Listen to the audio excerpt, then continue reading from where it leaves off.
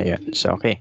So, this chapter will focus on the application of the previously discussed lesson, no? Yung chemical reactivity and mechanisms, no? So, last time we were able to cover what nucleophiles are, what electrophiles are. So, alam natin kung ano yung mga nucleophile. Nucleophile, sila yung mga electron-rich. They want positive, no? Kaya sila nucleophile. Mahilig sila sa nucleus, which is positive, no? So, sila yung mga negative atoms or anions, no? So, yun. Sila yung uma-attack dun sa mga electrophile. Electrophile naman, ito yung mga mahilig sa electrons. So, basically, sila yung mga positively charged atoms, no? So, sila yung aatakihin ng mga nucleophile, no? So, to see them in actual practice, no, we will discuss alkyl halides na the nucleophilic substitution and the elimination reactions here. And again, just as I told you, medyo maraming concept dito and medyo maraming pointers that we have to take note. No? So, bale, ayun. So, better kung mag-highlight kayo ng mga info na kailangan talaga natin. No? So, anyway, what is an alkyl halide? No? So, punta tayo kay alkyl halide muna. So, when you say alkyl halides, these are alkyl groups with halides. No? Basically, hydrocarbon na may halide. What are halides? Yung mga nasa group 7 na atoms. No? Fluorine, chlorine, bromine, iodine. No? So, yan yung mga halides natin. Okay? So, ang alkyl halides, we have your alkyl halides, no? Yung mga bromine, fluorine, chlorine, iodine. No? So, sila ay attached to your hydrocarbon. So, pwede yung aliphatic chain, meaning non mga hydrocarbons lang, pwedeng may mga double bonds, no? So, dun sila pwede kumabit-kabit, no? Okay? So, sabi dito, alkyl halides undergo substitution and elimination reactions, no? So, dalawa yung modes ng reaction nila. They can either be substituted or they could be eliminated, no? So, ano yung substitution and elimination reaction na yun. So, ganito yung nangyayari kapag may substitution tayo. So, whenever we have a substitution, what happens is that your nucleophile will just replace the halide. So, magpapalit lang sila ng pwesto. So, originally, you have your alkyl halide here. After the reaction, your halide will be removed, no? Maging leaving group siya. And papalit doon yung nucleophile niya. No? So that's the substitution reaction. Kapag elimination naman, what happens here is that your base will abstract one hydrogen. So may hihilahin siyang hydrogen. Pwedeng dito, pwedeng doon, pwedeng ayon. No? So kapag humila yan ng hydrogen itong base, acid-base reaction yon basically. So kapag hinila ng base yung hydrogen, what will happen is that magiging possible yung formation ng double bond at the same time your halide will be will leave the molecule, no? Magiging living group siya. Okay? So yun yung idea ng mga pwede mangyari sa araw na ito, no? So our alkyl halide can either be substituted, meaning magpapalit lang sila ng pwesto ng nucleophile, or alkyl halides can be eliminated, no? Paano? When your base abstracts hydrogen, kapag kumuha siya ng hydrogen, so that's acid-base reaction, ang mangyayari is that magkakaroon tayo ng double bond at the same time, yung iyong halide ay matatanggal. No? So we will focus on that later. No? So ayan, sabi natin, alkyl halides can undergo an elimination reaction when reacted with a base. No? What do nucleophiles and base have in common? So nucleophiles, sila yung mahilig sa positive charges, di ba? Kasi may mga electrons sila, may mga lone pairs. Yung bases, ganun din, di ba? Kung mapapansin nyo, no? Yung ating notation dito, mayroon tayong lone pair for the nucleophile and sa base na. So those lone pairs can be used to create bonds with the carbon here, no? Pwede siya mag-form ng bond with that carbon here. So, pwede siya umatak doon. Pwede niya kabitan yon, eventually replacing X. No? So, ganun din dito, no? So, the base, yung kanyang lone pair, gagamitin niya yon to abstract one hydrogen. Pwedeng dito, pwedeng doon, pwedeng doon. Hihilahin niya yung one hydrogen. So, mamaya magkakaroon niya ng double bond, no? So, yun yung common with nucleophiles and bases, no? So, parehas silang may lone pair. So, they are both nucleophiles talaga, no? Okay. So, when the reagent can act as a nucleophile or base, elimination and substitution will be competing reaction pathways. So, ano lang ibig sabihin yan? Your substrate, meaning nun yung reactant nyo, yung alkyl halide nyo, pwede siya mag-undergo ng two reactions at the same time. Pwede siya mag-elimination, pwede rin siya mag-substitution. So, pwedeng both, no? So, hindi siya always isa lang. Pwedeng dalawa. Okay? So, ngayon, naalamin natin ano yung mga pwedeng maging elimination product. Ano yung mga pwedeng maging substitution product. Yun yung ifo-focus natin today, na? Okay. Pero ito muna, question tayo. Bakit ba sila nag-undergo ng substitution and elimination reaction? No? Bakit ito nag-undergo sila ng ganyang reaction? Number one is that remember that your halogens, no, mataas ang kanilang electronegativity. So what will happen is that your halogen, your X, no, yung halide ninyo, it will pull the electron density towards it. So what will happen to the carbon? So as the halogen pulls the electron density towards it, the halogen part or the X part will be partial negative. The carbon part will be partial positive. So kumbaga, yung ating carbon, this will be an electrophile na, which is prone to nucleophilic attacks, no? Tandaan natin, yung nucleophiles, umaatake yan sa electrophiles, sa mga partial positive, no? So by the pull of the electron density ng halide, magiging susceptible siya sa nucleophilic attacks, no? So doon nagkakaroon ng nucleophilic substitution, no? Elimination reaction, so on and so forth. Ano pa yung isang reason, no? Ay, ano nangyari? So the next reason is that your halogen can act as a living group. And for substrate to undergo elimination, substitution, reaction, it must possess a good living group. Na? Why are halides good living group? Na? Number one, kasi marami silang electron. Na? Di ba, kung naalala nyo yung na-discuss natin last time, acids and bases, no? So, yung ating halides, no, the more electron they have, the more polarizable it becomes, no? So, the more polarizable your atom is, the better it is at handling charges. So, ibig sabihin, good living group sila. Kung naalala nyo yung isang topic ba to? Anong chapter to? Acids and bases nga ata, no?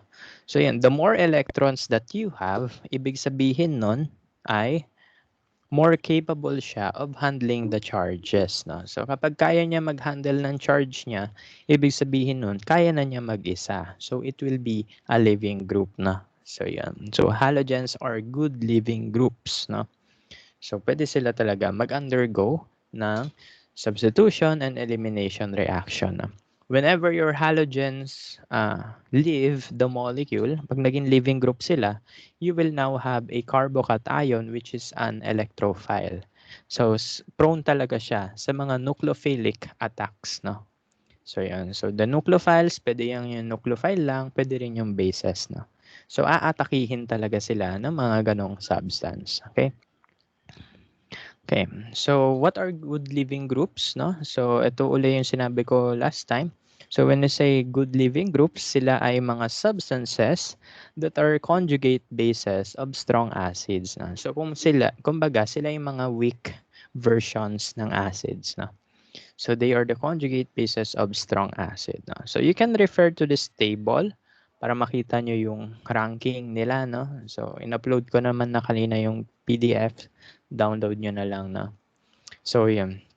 The stronger the acid is, the more stable its conjugate is, na. So, mas maganda yung kanyang conjugate base, na.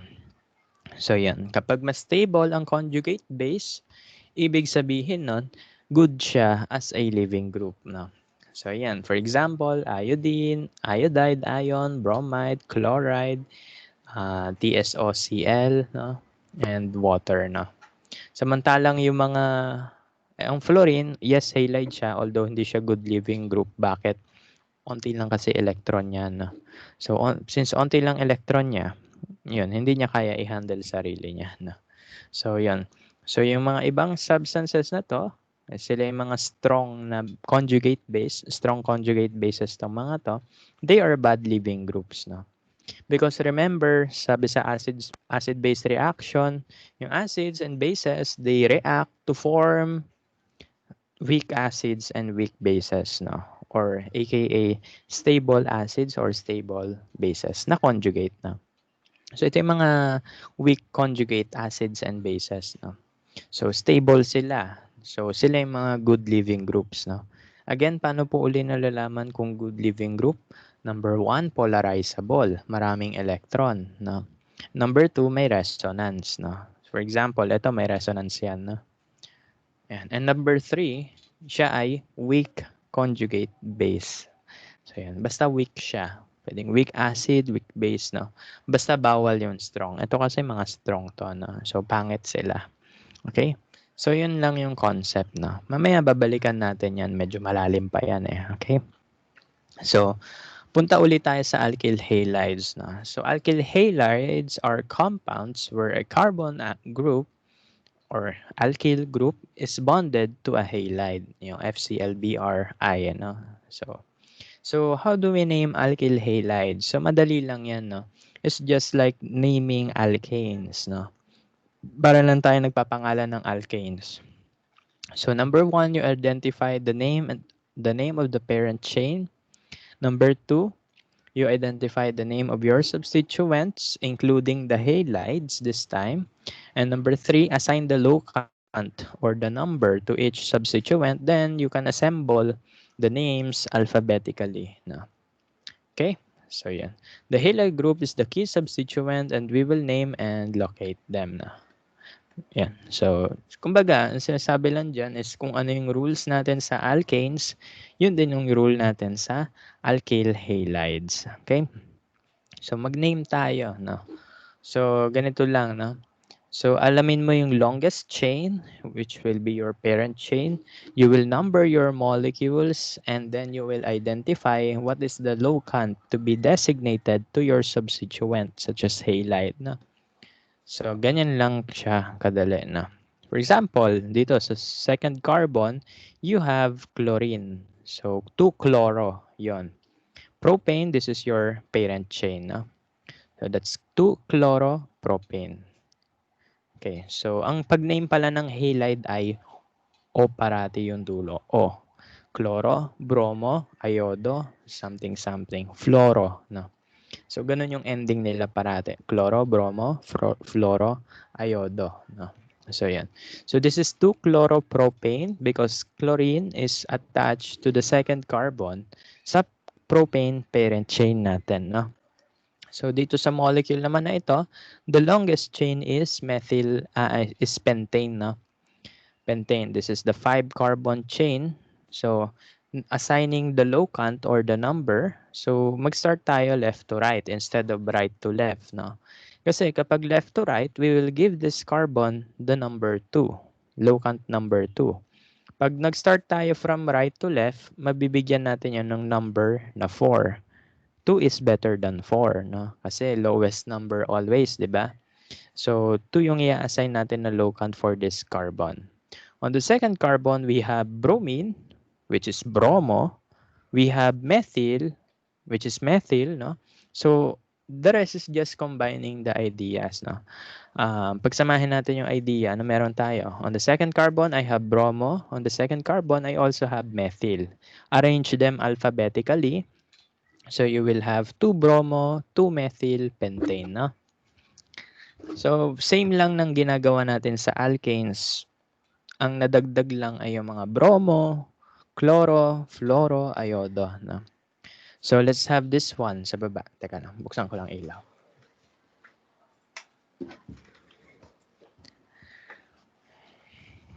Okay, so let's have this thing sa baba, no? Okay, so sa baba, we will identify the parent chain, 1, 2, 3, 4, 5, 6, 7. So that's heptane. Then we will assign the locants, no? Number one that you have to remember, no, is you assign the lowest locant sa nearest substituent, no? So if we begin from left to right, yung first substituent will have a number 2, no? May locant 2 siya. Pero kapag nag-start tayo from right to left, your first substituent will have a locant 3, no? Magiging 3 ito. Dito magiging 2. So we will do it left to right, no? So yan yung numbering, left to right. So on the second carbon, you have your methyl. On the third carbon, may dalawa pang methyl. Then on the fifth carbon, you have your bromo. Okay? So ang name niyan ay 5-bromo 2,3,3 trimethyl heptane. Pero since makikita natin, meron tayong stereoisomerism. Paano mo malalaman kung may stereoisomerism? Pag may dash at wedge, no? So since this is wedge, no? So ibig sabihin, you have to assign whether that's R or S isomer. Hopefully, napanood nyo na yung chapter 5 video natin dyan, no? Okay, so paano yan, no? Paano sinabing R yan? So ganito lang. Sa bromine, nandun yung nasa harap yung bromine, di ba? So sa likod niyan, ano kaya yung nakabond dito sa carbon na to? So you have your R group, you have your another R group, you have your bromine. Ang kulang na lang ay hydrogen, no? So may hydrogen ka sa likod, no? Then we will assign priorities according to the Can-Ingold pre-log rules, no? So according to the Can-Ingold pre-log rules, we've assigned the highest priority for the atom with the most atomic number, no, or the most atomic mass, no. So sino yung may pinakamataas na atomic mass, atomic number? Is it the bromine, the hydrogen, the carbon, or the carbon? Siyempre, yung bromine. So I will assign this as my first priority. Then yung last priority mo is the atom na mababa ang atomic number. In this case, hydrogen yon. Kasi itong dalawa, carbon yung katabi niya, no? Carbon to, carbon yon. Hydrogen to. So this will be my last priority, no? Ayan. Tapos, ano? So we are going to choose kung sino dito yung 2, sino yung 3, no? So, assign tayo. Sabi dun sa Can-Ingold pre-log system, kapag equal sila dito sa carbon na to, ito CH2 yan, CH2 ito, ano daw gagawin mo? Tignan mo yung susunod na carbon. Pag maraming naka-attach na carbon dun sa carbon na yon, sa susunod na carbon, yun yung better priority, no? So, ito, CH2, parehas sila dyan. Bilugan natin. Parehas lang sila dyan. So, equal sila dyan. We cannot decide, no, kung sino yung priority natin dyan. So, ang gagawin daw natin is that we will check the neighboring atom. Itong bibilugan ko. So, check mo kung ano yung mga katabi niyan. So, sa carbon na to, puro hydrogen yung katabi dyan, no? You have 3 hydrogens here. Dito sa carbon na to, ano yung mga katabing atom niya? May carbon, may carbon, may carbon, may carbon. So, sino mas matimbang? Carbon or hydrogen? So, carbon has the highest atomic number. So, that will be given the highest priority, no? Okay, between the two. So, that means this left side will be my second priority. And yung nasa right side will be my third priority, no? So, ganun yung pag-assign sa Can-Ingold pre-log system, no? So, yan. So, yung bromine na nasa harap, yun yung 1. Yung nasa left side na molecule, yun yung second priority. Nasa right side na molecule ay yung priority number 3. And of course, last yung hydrogen parate, no? Then, ano gagawin mo? Pwedeng kamayin mo yan, no? Pwedeng i-hand mo yan, no? Okay. So, ano ginagawa sa hand kung napanood nyo na yung video? Yung hydrogen nasa likod, no? And then yung tatlong substituent, ito yung itututok mo sa mukha mo. Nakapag sila, no? Kapag ganyan sa face nyo. Okay? So, pwedeng iikot-ikot nyo yan. So, mamaya gawin uli natin. No? So, anyway, so gagawin ko muna yung skeleton bago ko gawin yung kamay. No? So, skeleton muna tayo. So, gagawin natin, instead of redrawing the entire molecule, ang ilalagay lang natin ay yung mga priority numbers. No? So, harap, likod. Okay? So, ito yung 1, nasa left yung 2, nasa right yung 3, nasa likod yung 4. Always po nilalagay yung 4 sa likod. No? Least priority yan.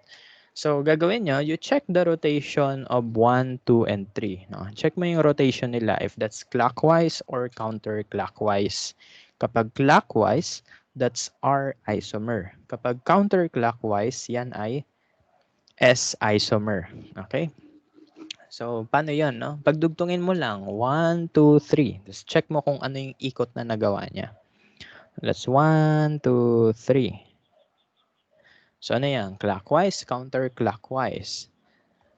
Of course, that's clockwise, no? Pag ganun yung clockwise, di ba? So, that means, since clockwise to, the isomer or the version of the stereoisomer of this molecule will be designated R, no? So, R yan. Kasi clockwise yung kanyang rotation, no? Paano yung ginagawa sa kamay, no? So, off ko muna yung screen share. So, ito yung kamay ko, di ba? Ayan. Anong gagawin natin? Teka lang. Okay, so, yung hydrogen, this will be my last priority. Ito yung nasa likod ng arm ko. Itong arm. Hydrogen to. Then yung nakatutok sa akin na tatlo, ito yung priority 1, 2, and 3, no? So mag-a-assign lang ako. Kunwari yung thumb ko, kunwari ito yung 1. Ito yung 2. Yung aking middle finger, yung 2. Yung aking hintuturo, di ko alam yung English na ito. Ito yung 3, no? So 1, 2, and 3. 1, 2, 3. Gagawin ko, papaikutin ko sila, no? 1, 2, 3. Paano yung ikot? 1, 2, 3. Clockwise. Pag ginano nyo yan sa kamay nyo, no? 1, 2, 3. Magka-clockwise yan. So, that's R isomer. Kapag clockwise yung ikot sa kamay. Keep in mind na always ang least priority ay yung arm nyo. Yung tatlo sa daliri nyo, yun yung priority 1, 2, 3. So, i-assign mo siya depende sa arrangement na nakadraw sa molecule nyo, no? So this is my priority 1, this is 2, this is 3. Ikotin mo lang. 1, 2, 3, R yan. Kapag kabaliktaran yung lumabas, naging counterclockwise yan, S yon na. So, ganun lang. So, if gusto nyo pa mag-practice, just watch the previous video on that na. So, chapter 5. Kasi kahit i-YouTube nyo, ganun din naman yung ikukwento sa inyo. No? Same lang din ang ginagawa. Nagaganon-ganon lang kami ng kamay sa YouTube. No? So, yan. So, that's how we assign the stereoisomerism. Kailan tayo nag-assign ng stereoisomerism? Number 1, kapag may wedge and dash. Okay, so 1 clue yon para mag-assign ka ng stereoisomerism. Okay? So, ganun lang yung pag-name ng alkyl halides. Just like naming ano tawag doon? Alkanes, no? So, same lang sila ng rules. So, yun lang. Hindi pa tayo tapos. 100 slides pa to. Okay. So, some simple molecules are recognized by their common names, no? So, ito yung mga kanilang systematic names. So, ito mga side kwento lang to, no? So, this is chloroethane. Ito yung kanyang IUPAC name. Say chloro, tapos may ethane group ka. So, that's chloroethane. Na. Another name for it is ethyl chloride. Na. So, inuna niya yung alkyl group kaysa sa halide. No? So, ethyl chloride. Acceptable daw yan. Methyl chloride, alkyl halide, ethyl chloride, no? Propyl chloride, no? Mga acceptable din yan. Okay? So pinagbabaliktad lang doon yung alkyl and yung halo groups, no. Ito yung IUPAC, ito yung common name. So acceptable din yan, no. Okay? So ano pa? For example, we have this dichloromethane, no. So yung methane, isang carbon, tapos may dalawa kang chloro, no. So dichloromethane. Ang isang tawag daw doon, ano, methylene chloride, no. Methylene chloride, no. So yun. Pero ako personally, I don't like the common names, no. Kasi ako, makakalimutin akong tao. I prefer systematic name, no. Mas naintindihan ko pa yung may rules kaysa sa common name, no. Kasi yung common name, kung anong gusto lang nila itawag, yun yung papangalan nila, di ba? So, ganun lang. So, yan. Pero, yan, no. Pwede mo pag-switchin, no. Pwedeng systematic name, pwedeng common name, no. So, these are some. Pero, ako, I advise na mag-systematic na lang tayo. Okay? So, ayan. So, let's try to give the following molecules their correct names, no. Okay? So, this one, then this one. Okay? So, ganito lang gagawin dyan, no? So, ano yung first rule? Identify the parent chain. So, tingin tayo dito sa molecule na to. Zoom in natin. Ayan.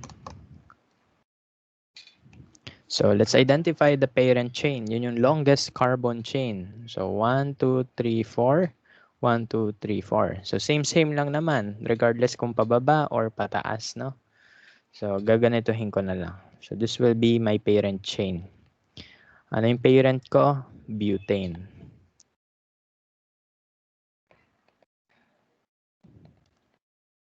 Then, I will assign substituent numbers, no? Pwedeng ganito, no? 1, 2, 3, 4.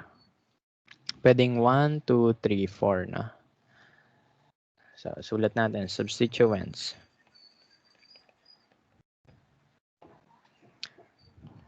Methyl, bromo, iodo. Okay? So, may dalawang ways tayo to number that. Pwedeng left to right, right to left, no? Pag left to right, 1, 2, 3, 4. Pag right to left, that's 1, 2, 3, 4. So, mamimili tayo kasi isa lang yung tama dyan. Okay. So, if we will follow the green one, so kapag green yung susundin natin, yung methyl may substituent number na 2. Yung bromo and iodo may substituent number na 3. Or yung low count nila ay 3. Kapag yung black naman yung gagamitin natin, ang methyl ay may substituent number na 3. Ang bromo at iodo ay may substituent number na 2. Sino yung better? Green or yung black? Of course, yung black ang better. Bakit? Lowest numbers yung naka-assign doon eh. 'Di ba? Lowest number yan. No? So, mas okay yung dalawa yung lowest number mo kaysa isa lang siya. So, I will choose the numbering na naka-black. No? So, cross out ko na to. Okay? Parang ang dali lang, no? Okay. So, sa ngayon, madali pa lang siya. So, ano yung magiging name ko? So, I will use the black numbering, no? Itong black na to, no? Then, I will arrange this according to alphabetical na alphabetical arrangement. No? So, una si bromo, A, B, C, D, F, G, H, I, J, H, I. So, susunod si iodo. Then, last si methyl. No? So, ang name niya ay 2, ay, hindi siya kama. 2-bromo dash, kasi number yung kasunod, 2-iodo. Every number letter na magkasama or magkasunod, may dash parate, no? Kapag number yung magkatabi, may comma lang. No? So, that's 2-bromo dash 2-iodo dash 3-methyl tapos butane. Okay, so yan yung kanyang systematic name, no? So the systematic name of the molecule is 2-bromo, 2-iodo, 3-methyl butane. Pero may nakakalimutan tayo. Ano yon? tignan nyo, may dash and wedge dyan. Sabi ko, every time na may dash and wedge, may stereoisomerism yan, no? Pwedeng yan ay R, pwedeng S, no? So, ngayon, we will assign kung sino yung R, sino yung S, no? Okay, so, sundan natin yung can-in-gold pre-log rules, no? So, sundan natin si can-in-gold pre-log. Sabi ni can-in-gold pre-log rule ay ang atomic number na pinakamataas, siya yung priority number 1. So, si iodine ang pinakamataas ang atomic number. So, siya yung priority number 1. Okay? Tapos, sino susunod? Si bromine. Si bromine, no? So, ito yung second priority. Then, third priority, we are going to choose kung ito or ito. Sino kaya? Ito ba ang third priority? Itong group na to or ito? So, the answer is, ito yung third kaysa dito. Bakit? Carbon to, and the carbon is bonded to 2 other carbons. No? May hydrogen dyan, das may dalawang carbon. Ito naman, yung carbon na to, this is attached to 3 hydrogens. No? So, sino mas mabigat? 3 hydrogen or 2 carbon at 1 hydrogen? So, syempre, mas mabigat itong side na to kaysa dito. So, we will give this the priority number 3. Ito ay priority number 4. Then, the next one is mag-skeleton tayo. No? Skeleton natin yan.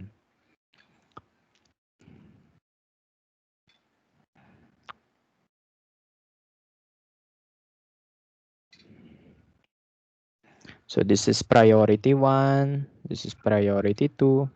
This is priority 3. This is priority 4. So, ang gagawin natin, yung 4, ilalakay mo siya sa likod. No? Dito useful yung kamay. Dito useful yung hand method. No? So, paano yon? Teka lang. Tatry ko nga kung pwede i-share yung camera screen ko sa cellphone.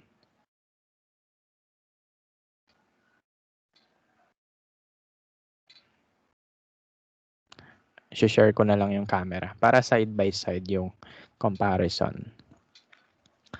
Teka lang.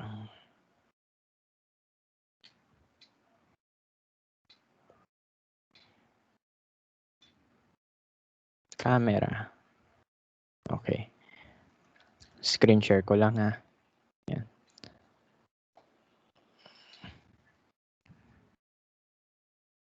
Ayun. Sana ayun. So, ito ako, no? Ito yung aking kamay, no? Okay. So, imagine nyo na lang, nakapaganito. So, itong arm ko, hindi ko maturo yung arm ko. Itong arm ko, ito yung 4. Okay? Itong, thumb finger ko, ito yung 1 kasi ito yung nakapoint sa harap, no? Yung 2, itong nasa likod. At ayan, yung wini-wiggle ko, no? As yung 3 ay ito, yung aking middle finger. So, ang 4 ko ay itong arm, ay ang arm ko. Nakikita nyo naman, di ba? So, itong arm ko yung 4. Yung 1, itong nakatutok sa inyo, ayan. Ito yung 1.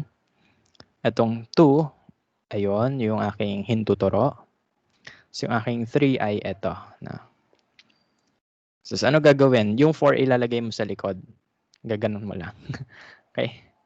So, di ba kanina nakapaganyan yan, no? So, gagawin ko, yung 4 ilalagay ko sa likod. So, nakapaganon na siya. Okay?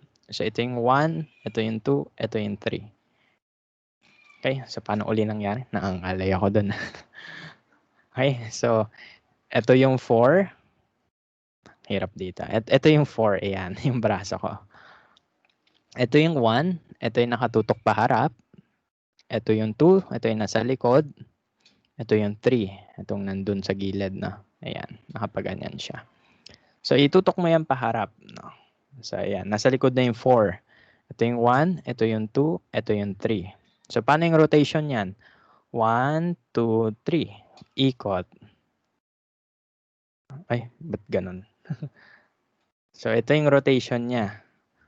Anong mapapansin nyo? Pag ganon, pa-counterclockwise na. So, pa-counterclockwise yung ikot ng kamay ko. So, basically, itong molecule na to ay, yan ay S configuration na. So, ganon yung paggawa. So, paano uli? Ito yung 4, ito yung arm ko, 4 yan. 1 itong thumb ko, 2 yung nasa likod, 3 itong middle finger ko. Haharap ko yun sa mukha ko. Ayan, nakaharap na siya. Tapos, anong gagawin ko? I-rotate ko yan. 1 to, 2 ito, 3 ito. Pag sunod-sunurin ang rotation, 1, 2, 3. 1, 2, 3. 1, 2, 3. Yan ay counterclockwise. Okay, so counterclockwise yung rotation ko. Okay, so ganun lang. Pwede pala yung ganun, no? Okay, so counterclockwise yan, no? So, kumbaga, ayan ay S, no? So, lalagay mo sa harap yung S. So, lalagay mo yan, parenthesis S, close parenthesis. So, that's parenthesis S, close parenthesis, 2 bromo, 2 iodo, 3 methyl butane. Okay, so ganun. Okay, so yan. Let's name this one. Okay, so pangalanan ko na rin yung next one. Kayo na bahala sa natira. Hindi. Siyempre, sasamahan ko kayo sa ibang items. Pero, hindi lahat to sasagutan natin. Yung iba sa canvas na lang siguro. Okay? Siguro magsasagot lang tayo dalawa dito. Sasagot pa akong dalawa. Tapos kayo na bahala dito sa C and D. Yung iba, trivial na lang yan. Pwede na gawin yan sa canvas. No? So, pangalanan ko uli ito. Para ma-review kayo dun sa stereoisomerism. Hindi ko alam kung napanood nyo na eh. Okay. So, let's proceed with the next one. Hanapin ang parent chain. Ito yon, parent chain, no? Highlight ko na. This is my parent chain. Ilang carbon yan? 1, 2, 3, 4, 5, 6. 1, 2, 3, 4, 5, 6. So, 6. Yan ay hexane, no? Parent hexane. Substituents.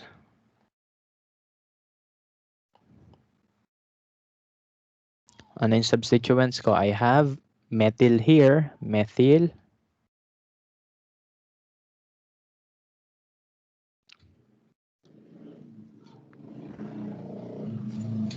So yan, may methyl ako dyan. Ito, methyl yan. Ito ay, ano yan? 1-methyl ethyl. Diba? 1-methyl ethyl. Ang tawag dyan ay isopropyl, diba? Okay, so yan yung common, isopropyl. Or pwede rin namang 1-methyl ethyl. Ito yung 1 carbon, ito yung ethyl group, ito yung methyl sa first carbon. So 1-methyl ethyl. Isopropyl na lang. So yan. So wag niyo kalimutan yung mga common name ng substituent, ha. Yun, para mas madali buhay, Tapos may dalawa akong chloro, Chloro. Okay? Numbering na, So pag numbering, left to right, right to left, So tingnan natin. So this is 1, 2, 3, 4, 5, 6. And this is 1, 2, 3, 4, 5, 6.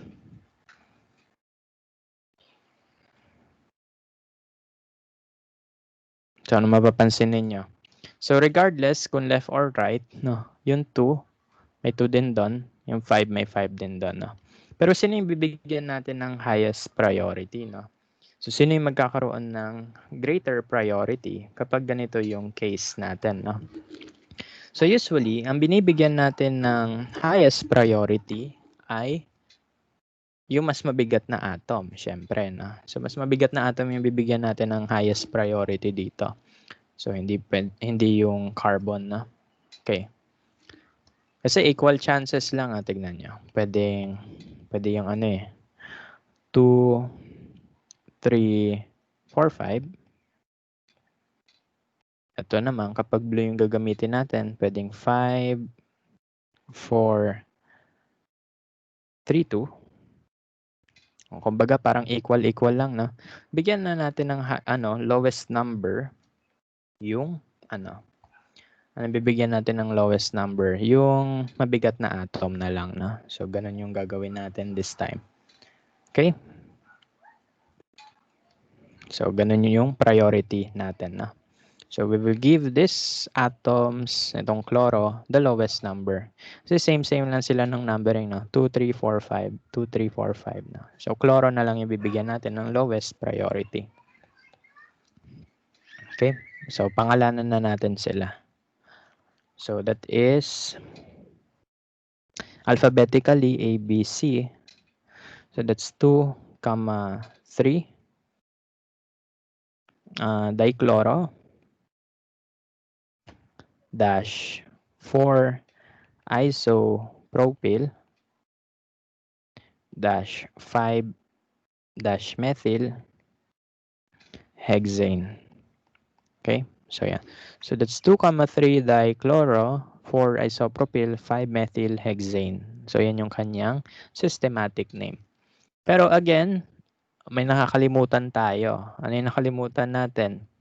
Yung RNS kasi may wedge dyan. Daming daming ganap sa buhay. Anyway, so lagyan na natin ngayon ng RNS designation yan. Okay? So, focus tayo dito sa chlorine sa carbon 2, no? So sa likod niyan may hydrogen diyan.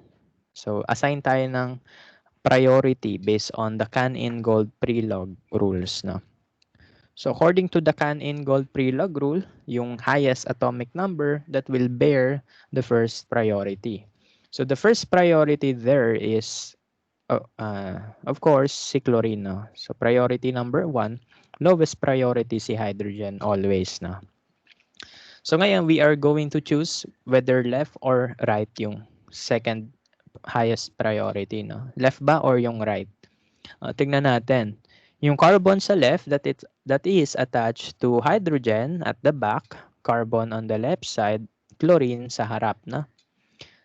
Samantala, yung carbon sa right side, yan ay attached to tatlong hydrogens.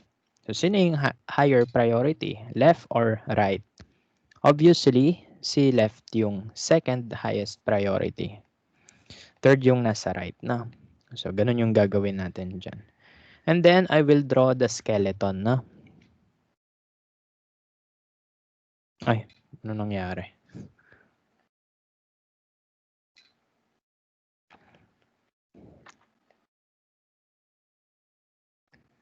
Kahit di ko na to kamayan, no? Pero kakamayin ko rin to.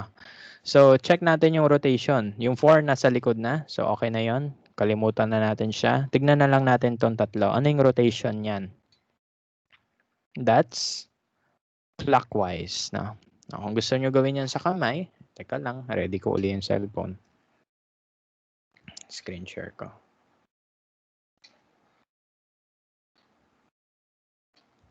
Sir, paano po ulit nakukuha yung number 1? Ay, number 1, highest atomic number. Kasi yung chlorine, ang atomic number niya ay 17. Yung carbon ay atomic number 6. So, chlorine yung mauuna muna. Ano?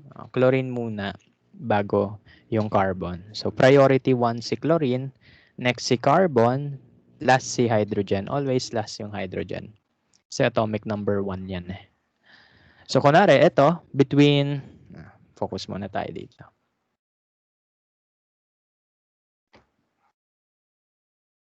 Ay, ano nangyari? Yan. So, focus muna tayo dito. Between this carbon and that carbon, sino yung susunod na priority? The carbon attached to higher atomic number, yun yung magiging second priority, no? So, ito ang carbon na to, this is attached to chlorine, carbon, and hydrogen at the back. Itong carbon dito, puro hydrogens yung katabi niya. So, mas better ito, mas mabigat dito sa side na to, kaysa dito sa side na to. So this will be the second priority, this will be the third priority, and of course, last si hydrogen parate, no? So yan, drino ko yung skeleton yan. That's R, no? Kasi clockwise yung rotation niya. So gawin natin yung sa kamay, no? Ay. Ayan. So gawin natin yan sa kamay. So for itong arm ko, teka lang. So itong arm ko, this will serve as my 4. Yang arm, 4 yan. Buka mo agad yung daliri mo, no? So itong nakatutok sa harap nyo, ayan. This is 1. Ito yung 2. Ito yung 3. 1, 2, 3. Okay, so this is 1, this is 2, this is 3. Rotate natin. 1, 2, 3. 1, 2, 3. Ganon-ganon yung nangangalay na ako. So, 1, 2, 3. Ayan, anong rotation yan? Dahan-dahan. 1, 2, 3. 1, 2, 3. Yan ay clockwise, no? So, R yon pag ganon. Okay? So, R kapag ganon.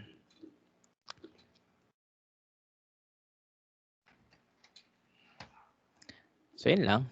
R yan. So, yan. So, paano natin i-attach yan dito, no? So, yung 2, yung second chlorine, yan ay R configuration, no? So, nilalagay yan as kadugtong. 2R. Ganun lang. Dinudugtong lang siya doon. Okay? So, that's 2R.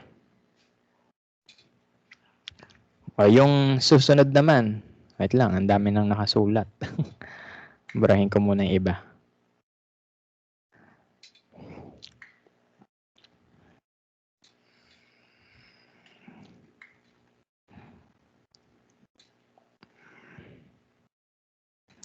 Burahin ko na rin to.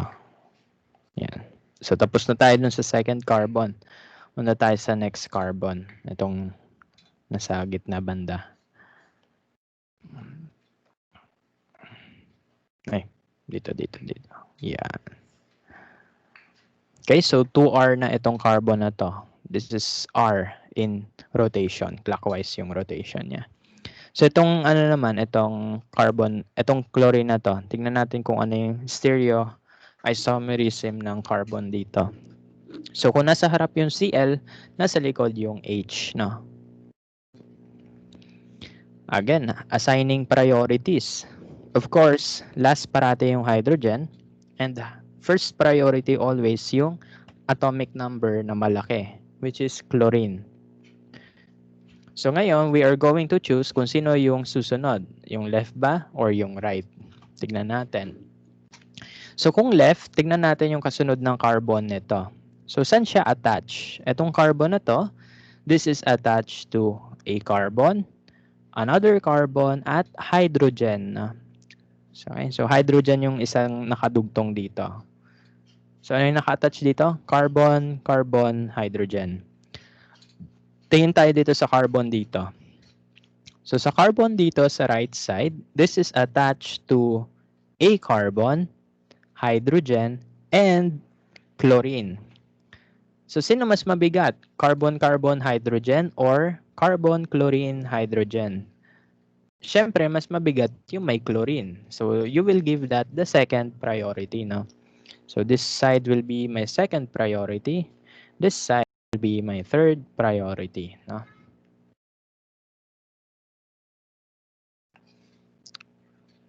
Okay, so ganun lang.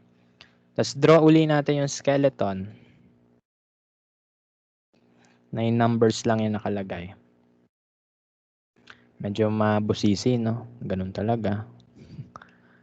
Okay, so focus tayo sa 1, 2, and 3. Yung 4 ay hindi pinapansin. So let's check the rotation, no? 1, 2, 3. So that's also clockwise. Clockwise yan, no? Ganun. Clockwise. No? So another R uli yan. So the final name is 2R, 3R dichloro 4-isopropyl 5-methylhexane. Okay? So kung gusto nyo gawin uli yung sa kamay, teka lang. Screen mirror ko lang uli.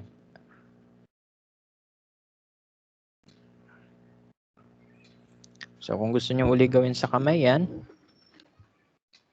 nag-screen mirror na ba? Ayan.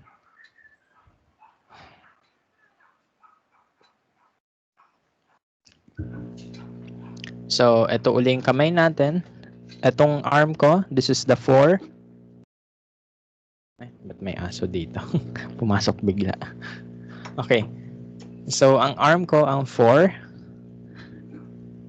Nakatutok na paharap yung 1, 2, and 3. So, itong nasa taas yung 1, ito yung 2, ito yung 3. Rotate mo yan. 1, 2, 3. Ikot. 1, 2, 3. So, that's clockwise na. Clockwise yung rotation niya. 1, 2, 3. Okay? So, yan.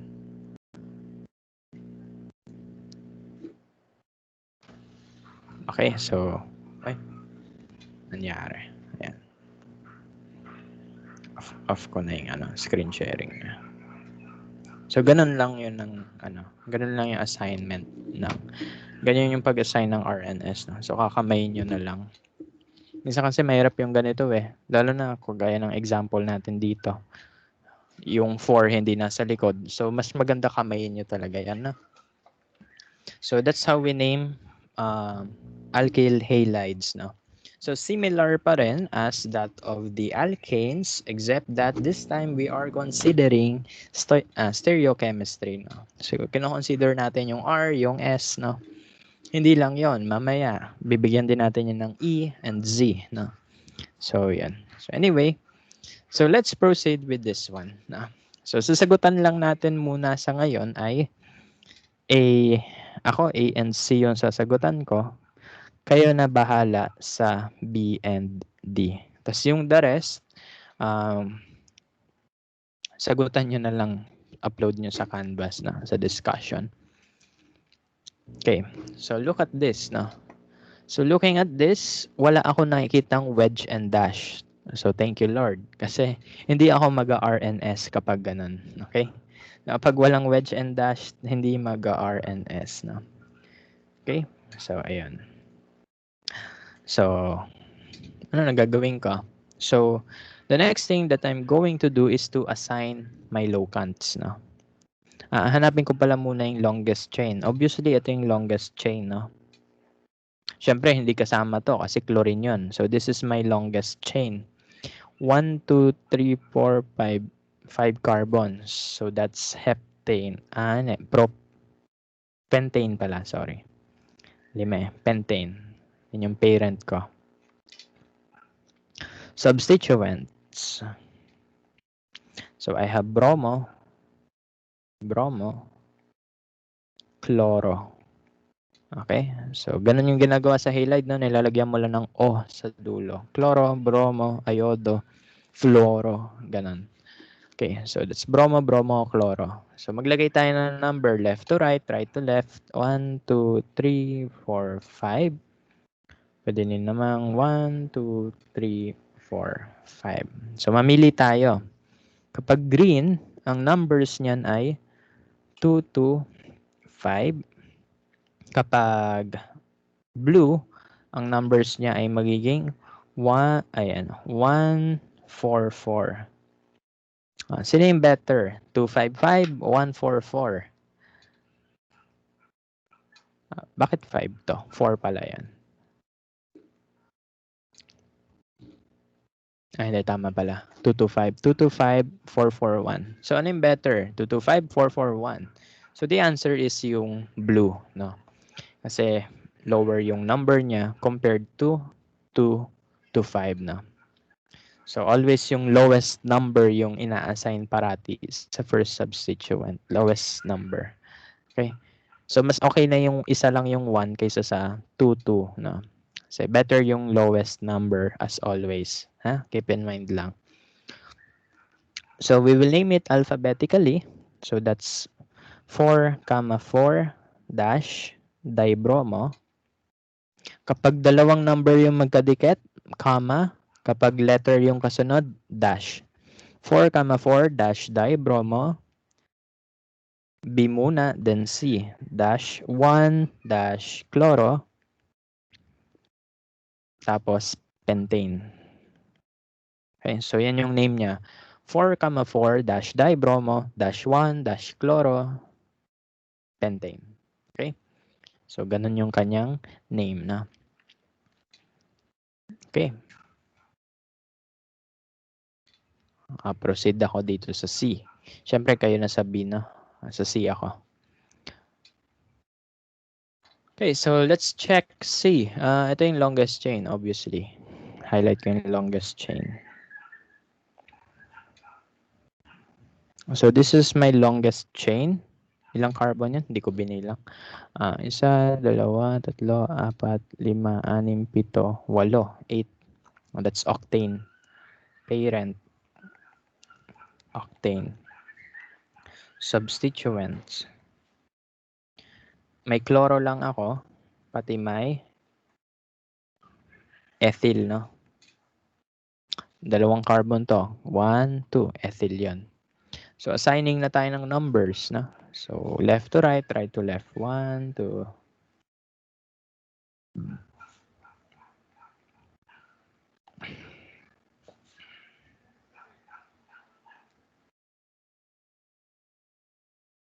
Okay. So, assign tayo ng number. So, kapag green, parehas silang 5. Pag blue, parehas silang 4. So, ano yung better? Parehas silang 4. Okay? So, susundin ko yung parehas silang 4. So, 4 to, 4 din yan. Okay? Burahin ko yung yung nakasulat na dito. Burahin ko yung numbering. Ay, ba't ko nabura yan? Sige na nga. Ay, burahin ko na muna. So, basta alam natin 4 yung name ng substituent na. Okay? Susulat ko na yung name niya. So, ang magiging name niya ay 4-chloro -4-ethyl -octane. Hindi dash. Octane, no? 4-chloro 4-ethyl octane. Okay? So, yun na yung name nito. But, again, tignan mo, may wedge and dash. Ano meaning nun? R or S yan. Okay? So, mag-assign tayo kung sino yung R, sino yung S. Let's assign priorities. Highest priority will be given to Cl kasi siya yung mataas yung atomic number. Second to the highest priority, kung mapapansin nyo, puro alkyl groups lang to, no? Alkyl group to, CH2, CH2, CH2, CH3, CH2, CH2, CH3, CH2, CH3. So, ang gagawin na lang natin ditong assignment ng priority kung sino yung pinakamahaba kasi pare-parehas lang silang alkyl groups, no? So, sino yung pinakamahaba? No? Siyempre, itong nasa left, no? 1, 2, 3, 4. May 4 na carbons dito. Ito, 1, 2, 3. May 3 carbons dito. Ito, 2. So, this will be my second priority, third priority, and the fourth priority. Buti na lang, yung 4 ay nasa likod na, no? So, tignan na lang natin yung rotation ng 1, 2, and 3. Nasa likod na yung 4, so hindi ko na siya papansinin. Etong 1, etong 2, etong 3 na lang yung papaikutin ko. So, pagdugtungin mo lang yan. So, anong rotation yan? That's clockwise. So, clockwise yung ikot ng 1, 2, and 3. Okay? So, always pa-circle. Basta madaanan yung 1, 2, and 3 in sequence na. So, that's R. No? So, ilalagay ko sa harap yung R. No? R.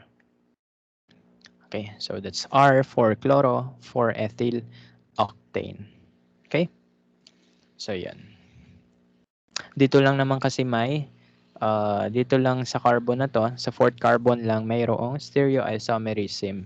Kaya isang stereoisomerism notation lang ilalagay natin. No?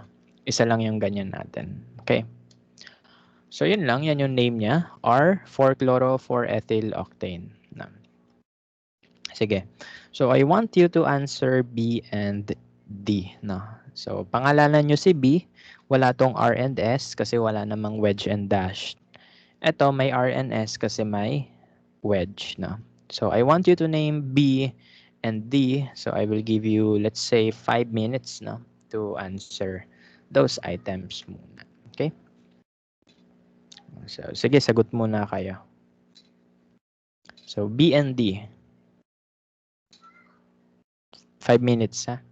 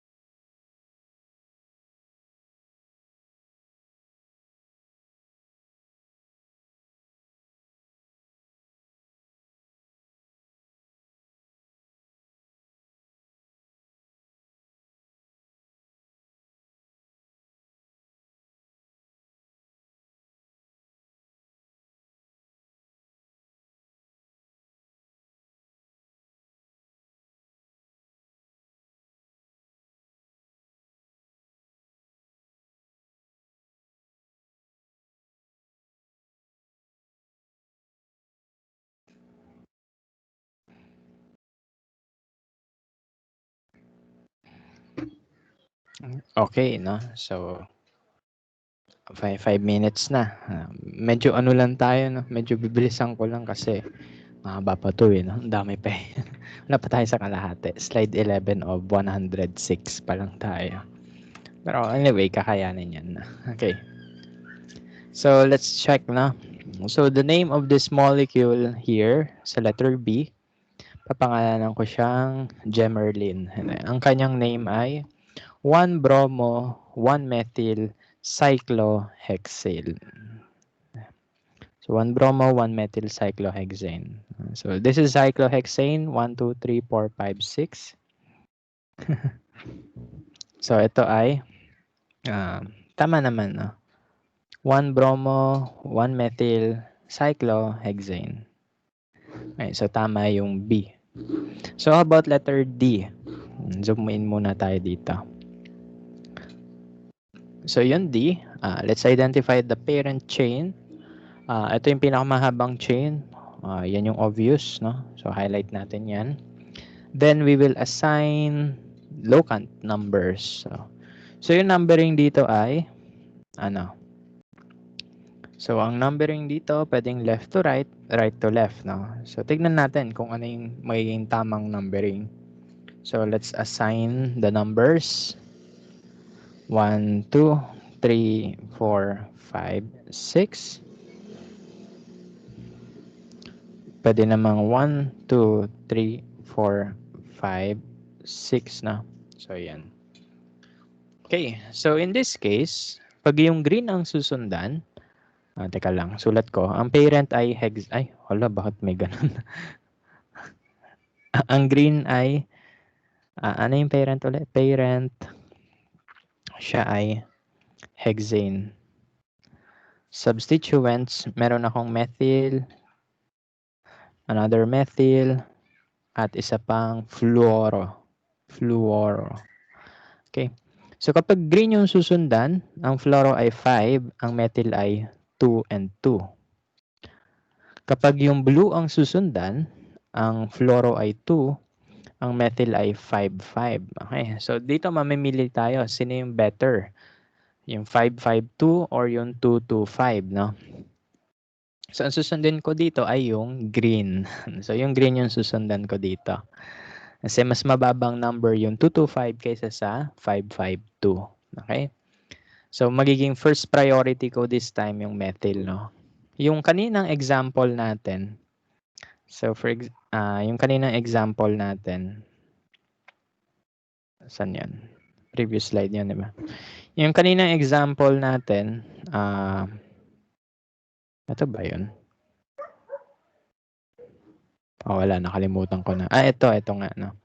So itong kaninang example natin, it just so happened kasi na yung substituent nila ay the same, regardless left to right, right to left, no? Kaya ang basis na lang na ginawa natin ay yung atomic number, no? Sino yung mabigat, siya na lang yung lowest number. Ganun yung ginawa natin dito. So same lang kasi number nila, left to right, right to left, no? 2, 3, 4, 5, 2, 3, 4, 5 din sa kabilang direction. Pero this time, so magkakaiba yung number natin. So dito sa second one, teka lang, ayusin ko lang. Ayan. So dito, meron tayong 552, meron tayong 225. So better yung 225 kaysa sa 552. So I will choose the green one instead now. So the name of this compound will be 2, 2, 2,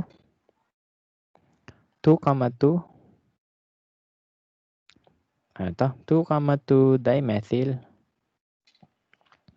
dash 5 fluoro. Ano ba yan? Nabulol na. Ang hirap talaga mag-spelling ng fluoro.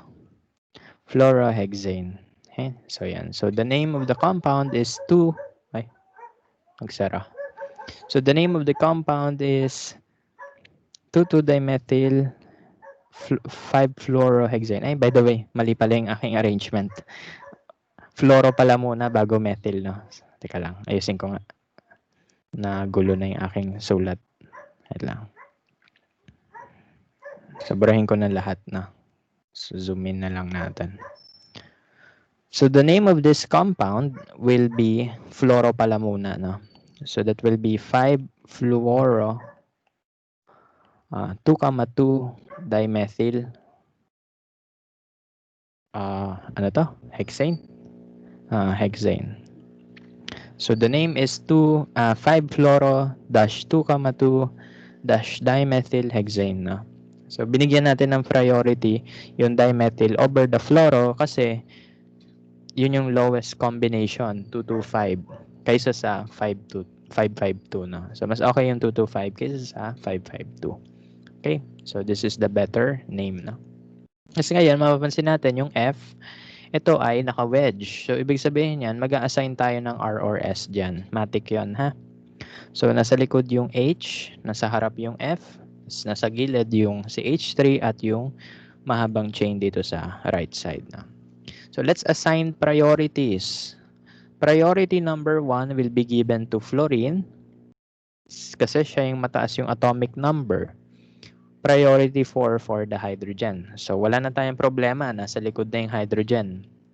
Okay? So ang susunod natin ay between the two, itong nasa left at nasa right, sino yung second priority? One way to check is kung sino yung mahaba yung chain. Ito, mas mahaba yung chain nito kaysa nandito, no? So, I will choose this as my second priority over this one. No? So, this is my first priority, second priority, third priority, and of course, hydrogen will be the last priority. Okay, so now let's check kung siya ay R or S. No? So, to check kung R or S yan, paikutin natin. No? So, anong rotation yan? Pag ganon. So, that's clockwise. So, yan ay R. So, lagay mo sa harap, R. No? So, R, 5-fluoro, 2,2-dimethyl hexane. No? So, tama naman yung stereoisomerism ni Cart. No? Yung number lang yung na ano. Pero okay lang yan. No? So, basta ganon. Yung lowest combination always. Ha? Okay. Pero in case na same lang yung number combination, yung mass na yung sinusundan. No? Pero this time, yung lowest combination muna tayo. At least tama na yung tama yung R mo na. So, ganun lang. No? So, yan. Anyway, practice lang ha. So, constant practice lang naman ang kailangan dito. Okay? So, for the rest of the items, I will leave them to you to work on with. So, yan. Ito, ang daming So, yan. So, ito. Tatlo yung iyong stereo centers. 1, 2, 3. So, tatlong R and S na ganun-ganun sa kamay yan, ha? So, yan. Oh, good luck with that. Oh, ito. Ako po. May wedge dito, tapos mayroon pang dash doon. So, galingan nyo na lang. Okay? So, yan. So, yan. Practicean nyo to, ha? Okay? Anyway, the answer are nakalagay naman sila sa sa tawag dito sa solutions manual nyo. So kung nakita nyo na yung solutions manual, good yun, no? Pero kung hindi nyo pa nakikita, pakita ko lang kung nasaan.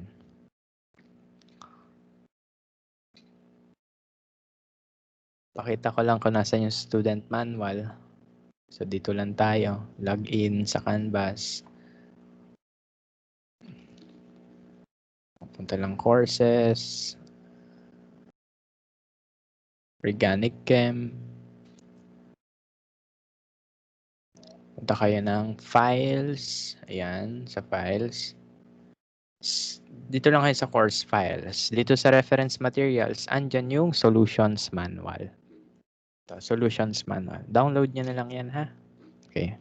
Para may answers kayo sa mga items. Ito yung textbook, no? So, download them para mas marami kayong pwedeng mapag-practicean. Okay? So, yun lang.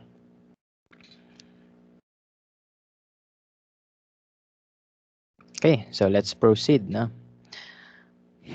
Okay, so alkyl halide structure tayo. So, ito yung alkyl halide mo. And we can assign the carbons with Greek letters, no? So, Greek letters are used to label the carbons of the alkyl group attached to the halide, no? Ay, ba't nawawala? Okay, so usually, the carbon at which your halide is attached, we name that as alpha carbon. The next carbon to alpha is beta. And yung susunod sa beta, gamma, so on and so forth. No? So sabi dito, substitutions occur at alpha carbon. Bakit? Bakit nga ba? Because we know that halides, itong bromine, that will pull the electron density. No? Hihilahin niya yung electron density, making the alpha carbon partial positive. So, ito ay magiging uh, electrophile. Ito yung electrophilic center. And whenever may nucleophile na aatake sa kanya, sa alpha carbon talaga. No? So, ang sagot dito sa Y is that bromine will pull the electron density of the alpha carbon, making it more susceptible to nucleophilic attacks. No? So, yun ang sagot dyan. The amount of branching at the alpha carbon affects the reaction mechanism. So, depende kasi sa branching, no, sa uri ng alpha carbon na meron tayo, ibang-ibang uri ng reactions ang pwedeng mangyari. So, there are three types of alkyl halide. We have the primary halide, the secondary alkyl halide, and the tertiary alkyl halide. No? So, kapag primary alkyl halide, you only have one R group, the rest is hydrogen. Yung R group, ito ay alkane. No? Alkane chain yan. Kapag dalawa na yung R group mo, dalawang alkane groups na yan, alkane chains, you have a secondary halide. No? Kapag tatlo na yan, that's tertiary halide. No? So for example, itong molecule na to, this is a secondary alkyl halide. No? Secondary alkyl halide yan. You have your CH3 here, CH2, CH3 here, tapos may hydrogen doon. So, secondary yan. So, may dalawa kang different groups na. Okay, so ganun yung pag-check na. Tignan mo lang kung gano'ng karaming alkyl groups yung nakadugtong sa kanya. So, you can check kung siya ay primary, secondary, tertiary. No? Saan ba ginagamit yung alkyl halides? So, some alkyl halides are used as insecticides. No? Itong DDT, no? Ito ay ginagamit sa pesticide, no? Sa I think nakita ko to sa Baygon, no? DDT. Lindane, ito rin. Alam ko, although hindi yan sa Baygon, yung Lindane. Basta alam ko yung DDT nasa Baygon to, no? So, yan. So, sabi dito, let's label each halide as either primary, secondary, or tertiary, no? So, tignan mo lang yung katabi niya, no? For example, this chloride here. So looking at this chloride, may tatlong groups sa paligid niya. May Cl group dito, may R group dito. Tapos walang hydrogen na nakadugtong sa carbon. Okay? So kapag walang hydrogen na nakadugtong sa carbon, that's automatically tertiary carbon. Okay? So tertiary yan kapag walang hydrogen dyan. Okay? Punta naman tayo dito. So looking at this, may R group ka dito, may group ka sa left, may group ka sa right, no? Tapos ilang hydrogen yung nakadugtong sa carbon na to? Isa. 1, 2, 3. Tapos yung isang bond para kay hydrogen, no? So since may isang hydrogen na nakadugtong sa carbon na yan, that's secondary halide, no? So again, paano mo malalaman? By just looking at the hydrogens. Kapag primary, may dalawang hydrogens sa carbon na nakadugtong sa halide mo. Dalawang hydrogens dito. Pag secondary, isang hydrogen yung nakadugtong dyan. Pag tertiary, walang hydrogen na nakadugtong dyan. Okay? So ganun yung pag-check ng structures. So, saan ginagamit yung organohalides, no? Yung ating mga organic compounds na may halides. So, saan sila ginagamit? Insecticide, dyes, drugs. Siyempre, hindi yung drugs na ano. Food additives, so on and so forth, no? Kwento lang yan. So, anyway, focus na tayo sa reaction. Okay, so this part ng lesson natin, magpo-focus na tayo on the chemical reactions itself, no? So maraming uri ng chemical reactions na pwede i-undergo ang alkyl halide natin. Ano uli yung mga reactions na pwede i-undergo ng alkyl halide? Substitution at elimination.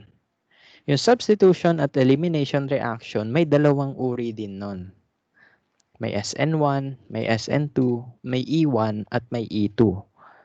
Okay? So, substitution nucleophilic 1, substitution nucleophilic 2, elimination 1, elimination 2.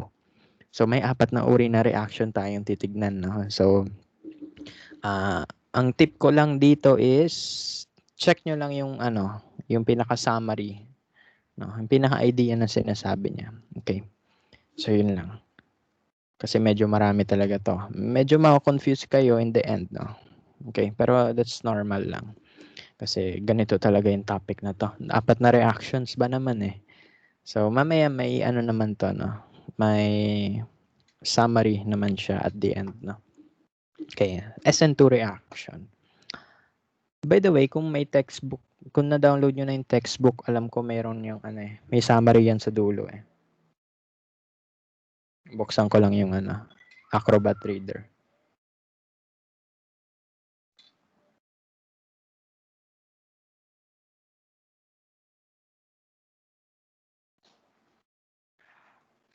Eto. So, nag-open na siya. Close ko lang to.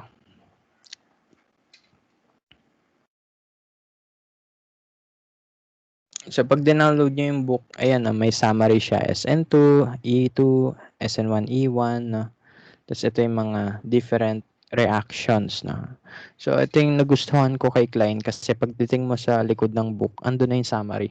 Kung hindi ko na binabasa yung iba minsan, diretso summary na lang ako. So, makikita mo yung mga iba't ibang uri ng reactions. So, basta download nyo lang yung book. Malaking help to. Nasa last part parati ng chapter, yung summary ng reactions. Okay? So, ganun lang. Share ko lang. Okay, so let's now go to saan ako? Ayun, sa SN2, Substitution Nucleophilic 2. Okay, so basa muna tayo. No? So, a substitution reaction requires the loss of leaving group and a nucleophilic attack. So, napapansin nyo, dalawa yung nangyayari. Kaya nga SN2. Okay, so dalawang steps yung nangyayari. Okay, so may loss of leaving group at the same time, papalit ang nucleophilic, nucleophile. Nagkakaroon ng nucleophilic attack. So there are two possible mechanisms. Number one is concerted, meaning sabay-sabay nangyayari. The second one is stepwise. No? So kapag concerted, ang meaning nun ay lahat nangyayari all at once. No?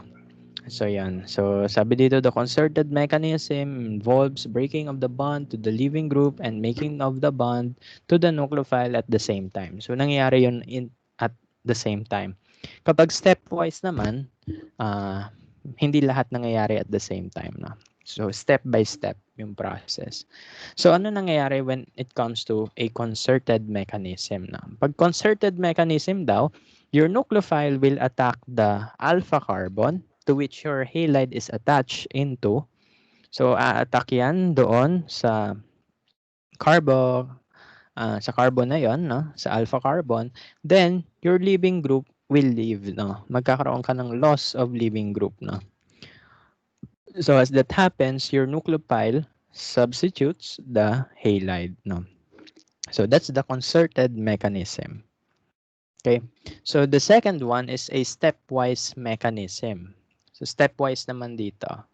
So ano nangyari sa stepwise? Una, you will have a loss of leaving group muna. Lalabas muna yung leaving group. Then, saka ka magkakaroon ng nucleophilic attack. No? Okay, so ayan. So ano napapansin nyo? Kapag concerted at stepwise, tignan nyo yung uri ng carbon na meron tayo sa concerted. Yan ay primary carbon. So that means primary carbons, most of the time, they undergo concerted mechanism. Bakit? No? Kasi hindi masikip yung carbon na yun. No? Walang blockage. No? So pwede makapasok agad yung nucleophile ng direktahan. No? So may direct access siya. Unlike for the stepwise mechanism, tignan nyo yung carbon dito. Ito ay tertiary. Tertiary carbon yan. So, kumbaga, meron tayong tinatawag na steric hindrance. Yun yung discuss natin ng Sabado. Steric hindrance, may bulky group na pumipigil for the nucleophile to attack that carbon. Hindi niya ma-access. So, sasabihan niya muna, uy, alis ka muna dyan. Loss of leaving group yon. Tapos, dun siya aatake. So, ano yung tip natin? Pag primary alkyl halide, concerted yon. Sabay magpapalit ng nucleophile at aalis yung leaving group. Kasi maluwag na. May access yung nucleophile sa alpha carbon. Pero kapag yan ay tertiary carbon, magkakaroon ka ng stepwise mechanism. No? So aalis muna yung halide bago pumalit yung nucleophile. No? Paano po kapag secondary? Ayan, case-to-case basis yan. So yun yung mahirap dito. Puro case-to-case basis. No? Pero dadalian lang natin talaga sa exam. No? Okay. So anyway, so yan yung SN2 reaction, concerted substitution. So you will have a nucleophilic attack and the loss of leaving group at the same time. That's simultaneous now. So a nucleophile attacks the alkyl halide, causing the loss of a leaving group in a concerted fashion. No? So ano meaning ng SN2 doon? No? So ang S is substitution, N is nucleophilic, kasi may nucleophilic attack, doon tayo nagkakaroon ng substitution. Yung 2, that means that's bimolecular, no? Bimolecular. So this is substitution, nucleophilic, bimolecular, SN2, no? So ano meaning nun? Substitution, magpapalit kasi sila. Nucleophilic, yung nucleophile yung aatake. Bimolecular, that means may dalawa kang reactions na nangyayari at the same time, no? So whenever you have a bimolecular reaction, yung rate law natin dyan is, kailangan nyo pa ba tong rate law na to? And although hindi nyo naman kailangan tong rate law na to, meaning lang nito is that the speed of reaction is dependent on the nucleophile and the alkyl halide. No? So kapag SN2, the rate of reaction is dependent on the nucleophile, the concentration of your nucleophile and your alkyl halide. No? Okay, so dependent siya dyan. So kapag marami kang nucleophile, marami kang alkyl halide, so mas mabilis yung reaction. Kapag konti lang yan, mabagal yung reaction. Okay, so yun lang yung meaning ng substitution, nucleophilic bimolecular SN2. May substitution, may nucleophile attack, at may dalawang process that happens at the same time. No? So yun yung kwento. So what happens in SN2 reaction is that, tignan nyo, no? Let's check this example. So, observe natin yung stereochemistry. Sa left side, you have your S. As SH attacks the alpha carbon here, ano napapansin nyo? Pagka-attack niyan dito sa carbon dito, naging R yon. Kanina S, ngayon R na. Tapos nagkaroon ng loss of leaving group. So, ano masasabi natin? That for SN2 reactions, there is a shift, no? A change in the stereochemistry. So, nagbabago ang stereochemistry kapag SN2 reaction, no? So, yun yung observation natin. Kapag R yan, after SN2 reaction, magiging S yan. Kapag S yan, after SN2 reaction, magiging R yan. Okay? So, for every SN2 reaction, there is a change in the stereochemistry. Nag-flip ang molecule. Okay? Bakit? Ito. Kasi, the nucleophile attacks from the backside. No? Nagkakaroon kasi ng backside attack. No? So, ano itsura ng backside attack na yan? Ganito. So, draw natin. No? For example, yung example nga natin kanina, so, itong SH, no, itong nucleophile mo, hindi yan na-attack dito sa harap kasi andun yung bromine. So, saan pwede siya? Doon siya sa likod a-atake. So, backside attack kapag ganun. Sa likod ng leaving group, no? So, yan. So, what will happen here is that magkakaroon ka ng carbon na 5 yung bonds, no? So, ano yung itsura ng transition state dyan? So you have your ET here.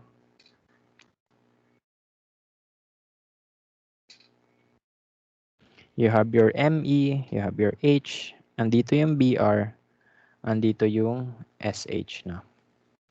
Okay, so ito yung itsura ng transition state niya. So kumbaga ito, a-attack ito sa likod, then magiging ganito yung itsura ng carbon. This is your transition state. Your carbon will be bonded to 5 different groups na. Then eventually, since bromine is a good living group, aalis yan, no? Inverting the stereoisomerism, no? Yan. Pag natanggal yan, ang matitira yung SH nasa left side. Okay, so nagkakaroon ng inversion of the configuration. Okay, so paano uli mag-draw ng transition group, transition state? Ano lang, carbon na attached sa 5 atoms. No? So nasa right yung leaving group, nasa left yung nucleophile. Then yun. After the reaction, there is now an inversion of the configuration. Yung R nyo magiging S. Yung S nyo magiging R. So that is true for SN2 reaction. So ano uli meron sa SN2 reaction? Backside attack. Tapos number 2, may inversion of configuration. From R magiging S, yung S magiging R. Okay?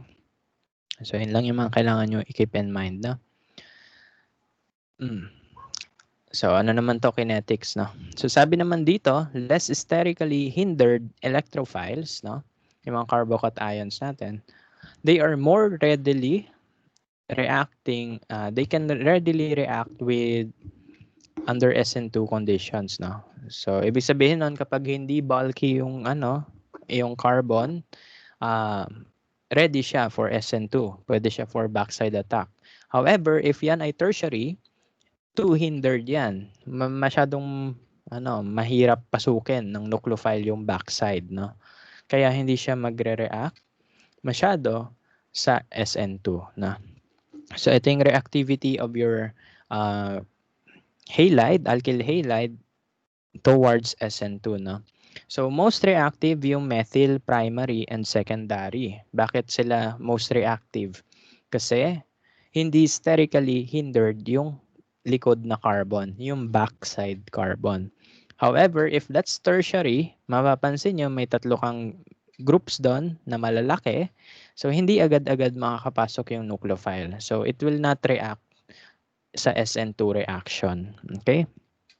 So, yun lang yung idea.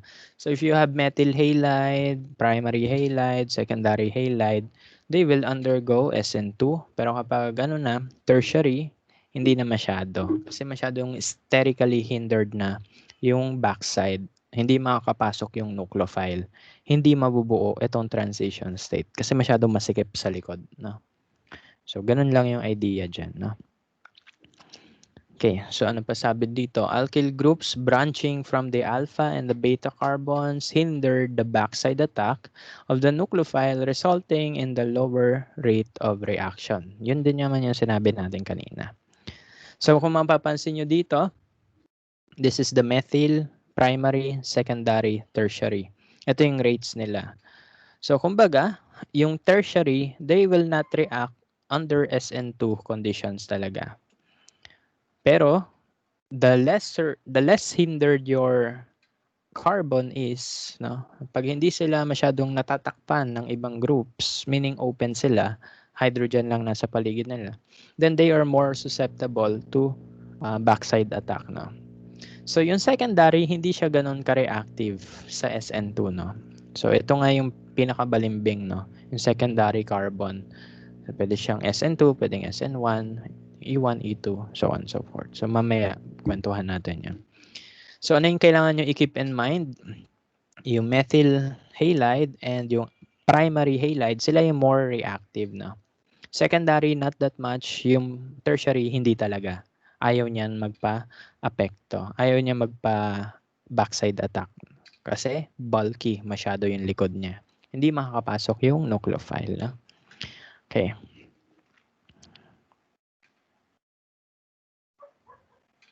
So ano naman to?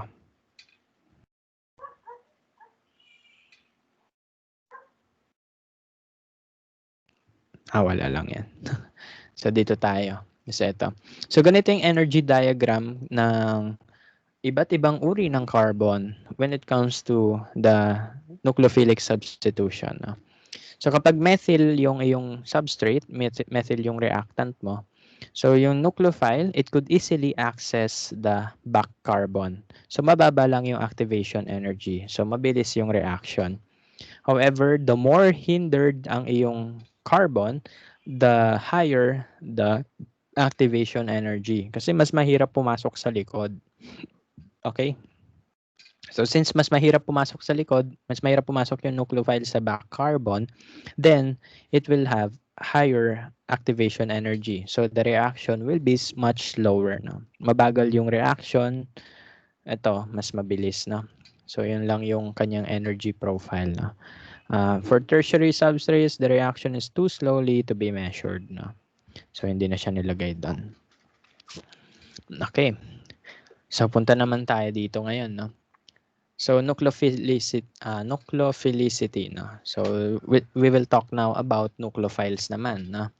So what makes a strong nucleophile and a weak nucleophile ba? Okay. So paano natin malalaman kung strong nucleophile 'yan or weak nucleophile, no? So madali lang 'yan, no, kapag strong base 'yan. Okay? So strong base, strong nucleophile 'yan. Okay? Pag weak base, 'yan ay weak nucleophile. Okay? So yun lang. So what are the factors that contribute to the strength of a nucleophile? Na-discuss natin yan last time, no? Pero ito, dadaanan ulit natin. Sabi dito, strong nucleophile is needed for an SN2 reaction. Kailangan ma-push niya yung likod eh. So kailangan G na G siya. No? So galit na galit para ma-atake yung carbon.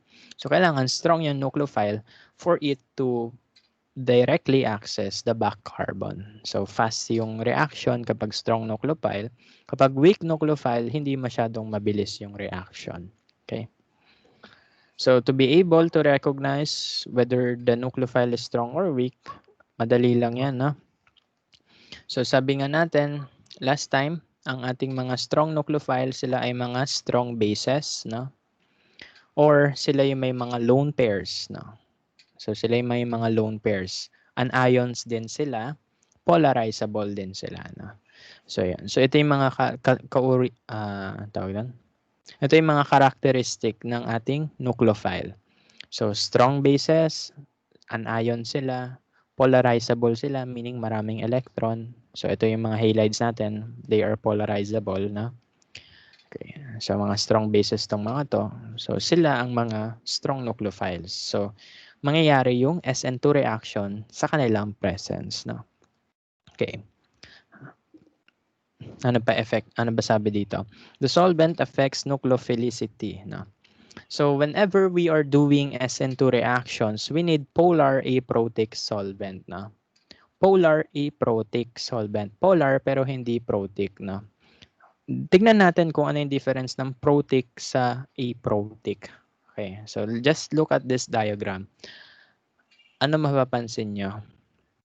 Yung protic, may proton, may hydrogen. Yung aprotic, walang hydrogen. Yun lang. Okay? So wala siyang hydrogen that is bonded to the partial positive and the partial negative atom. No? So yun yung idea. No? So yun yung aprotic. Walang hydrogen na attached sa partial positive or partial negative atom. Unlike for protic solvents, yung hydrogen protonizable. Pwede hilahin. No? Okay, so kasi kapag may SN2 reaction ka sa polar protic solvent, what will happen is magiging acid-base reaction lang yon. Yung protic, instead na yung substrate yung aatakihin ni nucleophile, instead na yung alkyl halide, ang aatakihin ni nucleophile ay itong mga molecules na to. So wala kang reaction na makikita, no? So kailangan hindi ito yung piliin mong solvent. Hindi tubig, hindi methanol, hindi ethanol, hindi suka, hindi ammonia. Bakit? Kasi your base can react with these molecules in an acid-base reaction. So wala kang makikitang reaction involving your alkyl halide. So para magkaroon ka ng alkyl halide reaction, kailangan polar aprotic ang iyong solvent. walang hydrogen na ionizable. So ito lang naman 'yon. So medyo familiarize niyo na sarili niyo. Acetone, DMF, DMSO, acetonitrile, so on and so forth na. So ito yung mga solvent na usually ginagamit sa SN2 reactions. So sabi dito, aprotic solvents stabilize cations and anions due to dipole-dipole interactions na. Yung protic solvents naman, they engage in hydrogen bonding kasi, no? So, possible yung acid-base reaction sa kanila. Pangit yun. Kasi yung nucleophile, kailangan yung atakihin niya ay yung alkyl halide, hindi yung solvent, no? So, as much as possible, we do not use this, no? Ito talaga yung ginagamit, no? So, yun lang. So, yan yung solvent effects natin. No? Kapag polar aprotic din, since stabilized ang ating ions, no? Stabilized ang tertiary, stabilized yung ating mga molecules. No? So, mas lower yung activation energy niya kaysa sa protic. No? So, yan. So, mas lower yung activation energy kapag aprotic kasi stabilized lahat ng ions. No? Kapag protic kasi, ibang reaction yung nangyayari. Kaya iba yung activation energy niya. No? So, in summary, ang gusto ko lang sabihin dito is that for SN2 reactions, we use polar aprotic solvent. Yung walang protonizable hydrogens na. Yung hindi siya pwede tanggalin na hydrogen. So, ano yung mga ano yung mga solvent na yon? Ito yung mga yon.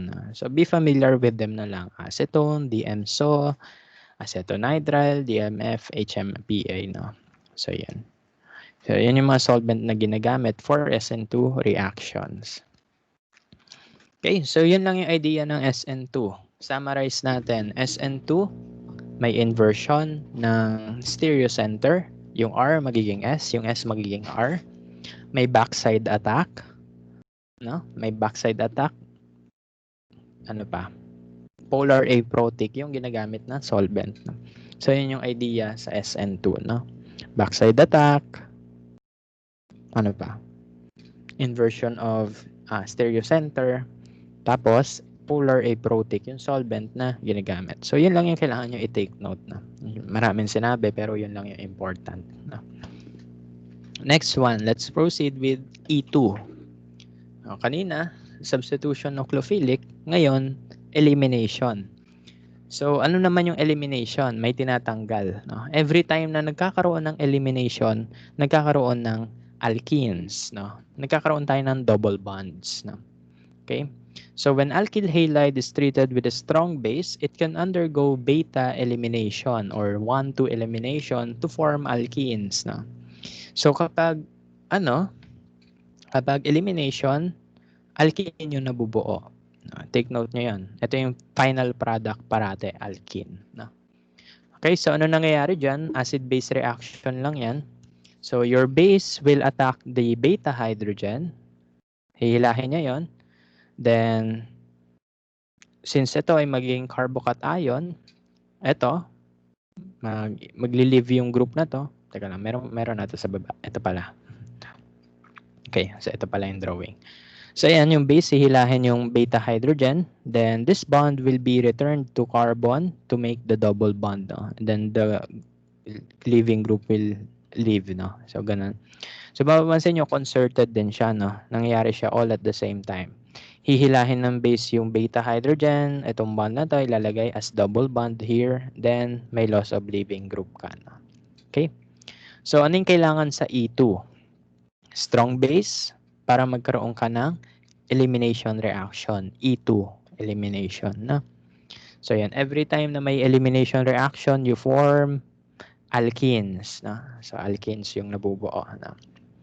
So, E2 elimination is concerted. So, that means the removal of beta proton and the loss of leaving group happens all at the same time. No? So, the kinetics can be written as K rate equals K alkyl halide times base. Parang SN2 lang, no? So, yan. So, since there are two substrates, no, that can contribute to the rate of the reaction, E2 yung tawag sa kanya, no? So, the concentration of the alkyl halide and the base affects the rate of the reaction. Kaya, 2 yung number. bimolecular. Okay? So, saan sila similar? Similar yung E2 at ang SN2 sa 2. Bimolecular meaning ng 2. Ibig sabihin nun, the alkyl halide and your nucleophile can affect the rate of reaction. No? So, the more nucleophile you have, the more alkyl halide you have, the faster the reaction will be. No? Saan sila nagkaiba? Ang difference nila is that sa SN2 reaction, the nucleophile will attack the alpha carbon. Sa elimination reaction, the nucleophile or the base will attack the beta hydrogen. Yun lang yung pagkakaiba nila. Sa SN2, sa alpha carbon umaatake, backside attack, no? Sa elimination 2 or E2, yun ay sa beta hydrogen naman yung inaatake. Okay? And usually strong bases yung gamit dyan, no? Okay. So, effect on the substrate. So, consider the reagent, blah, blah, blah. No. Okay, so whenever your substrate is sterically hindered, no, elimination 2 will occur, no? So, ano lang meaning nun, no?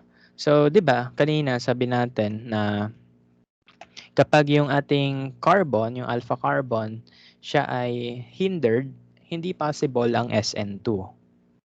So, ano yung magiging possible? E2 yung magiging possible. So, whenever you have a tawag dito, sterically hindered carbon, so hindi mangyayari yung SN2. So, ang gagawin ng nucleophile mo, hihilahin na lang yung beta hydrogen. No? So, instead na mangyari yung SN2, ang mangyayari ay E2. No? So, ano napapansin yung trend? No? SN2 kapag primary, no?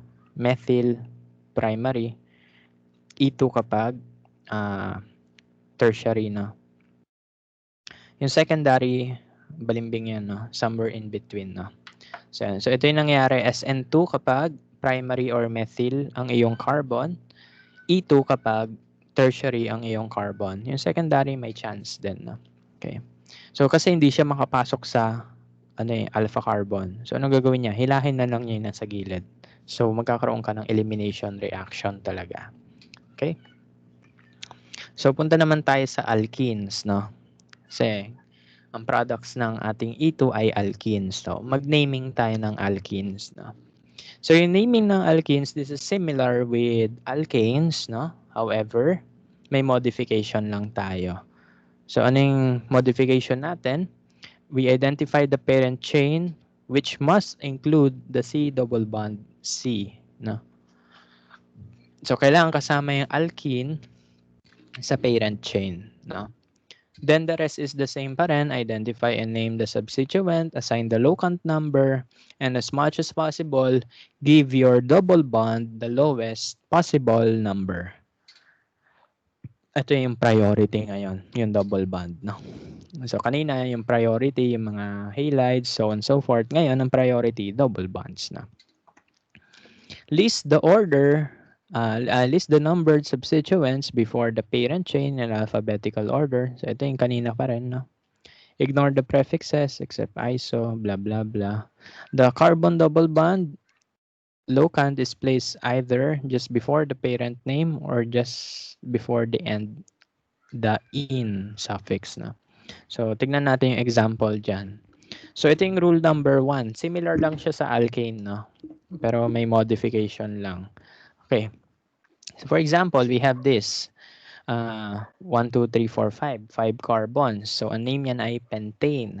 Kapag may double bond, ang kanyang magiging name ay pentene. Ano? So, para siyang shampoo. Pentene. So, in, meaning nun, may double bond. Okay? And whenever you are going to choose the parent chain, kailangan kasama parati yung double bond. So, hindi yung longest yung tinitignan. Always yung kasama yung double bond. Kasi priority natin yung double bond this time. So, ito yung parent natin. This is octane. Kapag may double bond dito, dun tayo magbibilang. No? So, magiging heptene na lang siya. Okay? Number 2, identify and name the substituents. No? So, yan.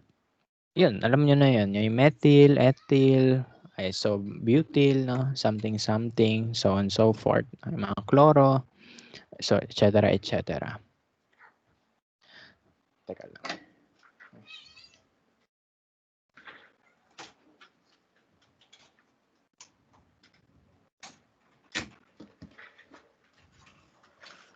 Okay, so rule number 3 naman tayo.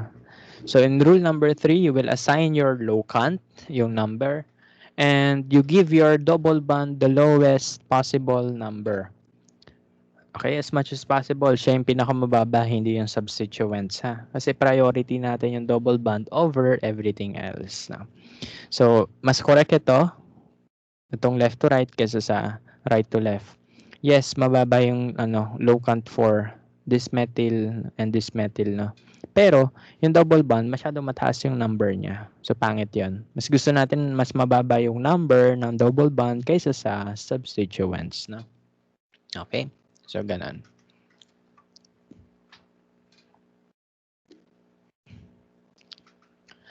Number 4, list the numbered substituent, blah, blah, blah, no? So, ililista mo lang yung substituents gaya ng ginagawa natin alphabetically, no? And last one is that yung double bond, locant, yung number kung nasan yung double bond, nilalagay natin yon just before the parent name or just before the in suffix na. So, pwedeng 2-heptene yon, meaning yung in na sa second carbon. Pwede namang hep-2-in, no? Hep-2-in. Meaning nun, yung in na sa second carbon din. Same lang ng meaning yan. Ako, I personally prefer this one, itong nasa baba. Bakit? Kasi alam ko yung in nasa nandito. Okay? So, ganun. Mas gusto ko ito nasa baba kaysa ito nasa taas. No? So, hep-2-in, meaning nun, yung double bond, yung in nasa second carbon. Okay? So, the rest is the same as the alkanes naman. A note pa, no? So, you should be familiar with the E and Z configuration. So, as you can observe, this alkene has the configuration E. So, you should also include that, no? So, E-556 trimethyl methyl hep-2-in, no? Okay, so paano ba, sir, malalaman yung E at Z configuration? Ang sabi ko nga doon, kapag E, magkahiwalay, yung priority mo, kapag Z, magkasama, no? Magkasama yung priorities mo. Entgegen and Zusammen. So, Zusammen in German, together, Entgegen, separated, no? So, paano siya naging E, no? So, ganito lang, no? So, this is your double bond, hatiin mo yan sa dalawa. Hanapin mo yung priority dito, hanapin mo yung priority doon. So, ito may hydrogen dyan, dito may hydrogen din. Okay? So, tignan mo, kapag trans yung hydrogen, magkahiwalay yung hydrogen. So, ibig sabihin nun, walay. E. Okay, so E yan, E isomer to. Kapag magkasama yung H, kunwari, andito yung H, magkasama sila, Z yun na. So, kapag trans, E, kapag magkasama, Z na. Okay. So, ganun lang. So, you just check the priorities, no? Kapag yung priorities magkabilang dulo, ayan. So, that's E, walay. Isa na sa taas, yung isa na sa baba. Kapag magkasama sila sa isang side, sa isang face sila, cis sila, so yun ay Z, magkasama, no? So, ano ba yung priority dito? Siyempre, yung carbon. Ano yung priority dito? Yung carbon over the hydrogen. So, yung carbon at yung hydrogen, they are on the opposite sides as well. Parang yung hydrogen lang, no? So, since they are on the opposite sides, magka-ewalay sila. Ewalay. No? So, ganun. Pero kapag magkasama yan, kunwari itong CH3 nandito, magkasama yan, no? Zusammen. No? Okay. So, ganun lang. Okay, so ito medyo dalian lang natin. Kasi naming lang naman to. Babalikan din naman natin to uli. Okay. So let's provide a systematic names for the following alkenes. No? So again, lowest carbon number for the alkene. Okay, so letter A. Identify the parent chain, and the parent chain must include the double bond. So this is my parent chain. Ito yung obvious eh. Ilang carbon yan? 1, 2, 3, 4, 5, 6. Okay, so 6 carbon, tapos may double bond. So yan ay heptene. Heptene. Yan yung parent ko. Okay, so substituent naman ngayon. Isa lang naman yung nakalawit doon, no? Isa lang yung substituent niya, yung methyl. Then, we will assign the numbers, no? Left to right, right to left. Let's check kung sino may lowest number for the double bond, no? There's 1, 2, 3, 4, 5, 6. Kapag yung blue naman, 1, 2, 3, 4, 5, 6 na.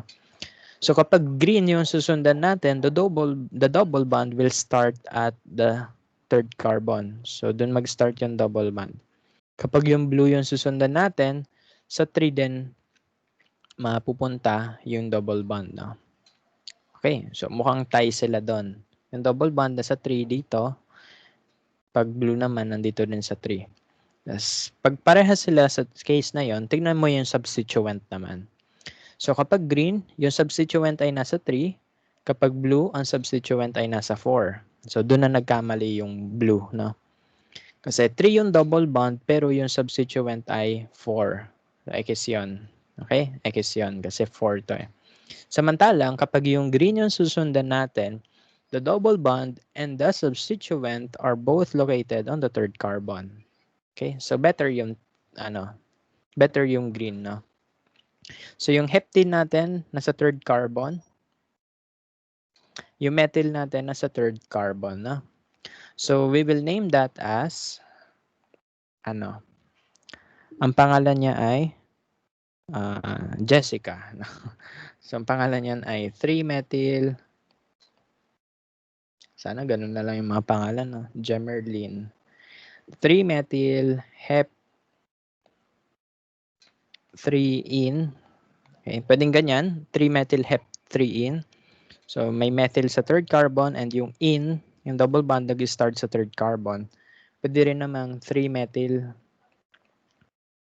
3-heptene. Kayo bahala. Pero ako, I prefer this one. Itong nasa baba na. Mas cute siya. Mas specific siya for me. Na yung ene nasa third carbon. Okay, so yan. Ano pa? May nakalimutan tayo. E and Z. No? So every time na may double bonds ka, you check kung E yan, Entgegen or Zusammen. Burahin ko lang to. Matic yun ha. So yan. So ito yung double bond ko. Hatiin ko yan sa gitna. At dito yung hydrogen. So assign tayo ng priority. Paano po malalaman yung priority? Check mo yung groups na meron. Ano yung atomic mass nila, no? This is carbon, CH2, CH3. Ito ay CH3. So, sino mas priority? E di mas mabigat, no? Sino mas mabigat? CH3 or yung CH2, CH3? Siyempre, ito yung nasa taas, no? This is my priority. Itong nasa baba, itong nasa right side naman, ang mga groups mo dyan ay hydrogen at CH2, CH3. So, priority ko to. Okay? So, priority ko yan over the hydrogen. And look, yung isa nasa taas, yung isa nasa baba ng double bond. So, that's magkaewalay. So, E yan. No? So, E. Okay, so ganun. Magkaewalay sila. Kasi yung isa nasa taas, yung isa nasa baba ng double bond. No? So, yan. That's E3-methyl 3-heptene. Or E3-methyl hep 3-ene. No? So, same lang yan. Okay, so ganun lang. So, mag-name pa tayo ng isa pa. Tapos bibigyan ko kayo ng isang papangalanan. Siguro yung C kayo na bahala dyan. No? Ako na sa B. Tapos yung D, E, F, G, H sa canvas na lang ulit. Okay? Medyo marami tayong inaaral ngayon. No? Wala pa tayo sa kalahati.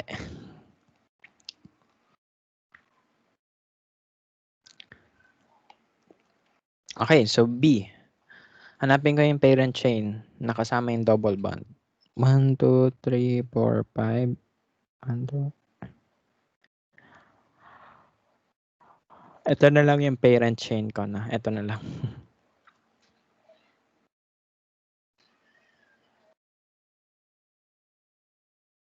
Okay, so that will be my parent chain.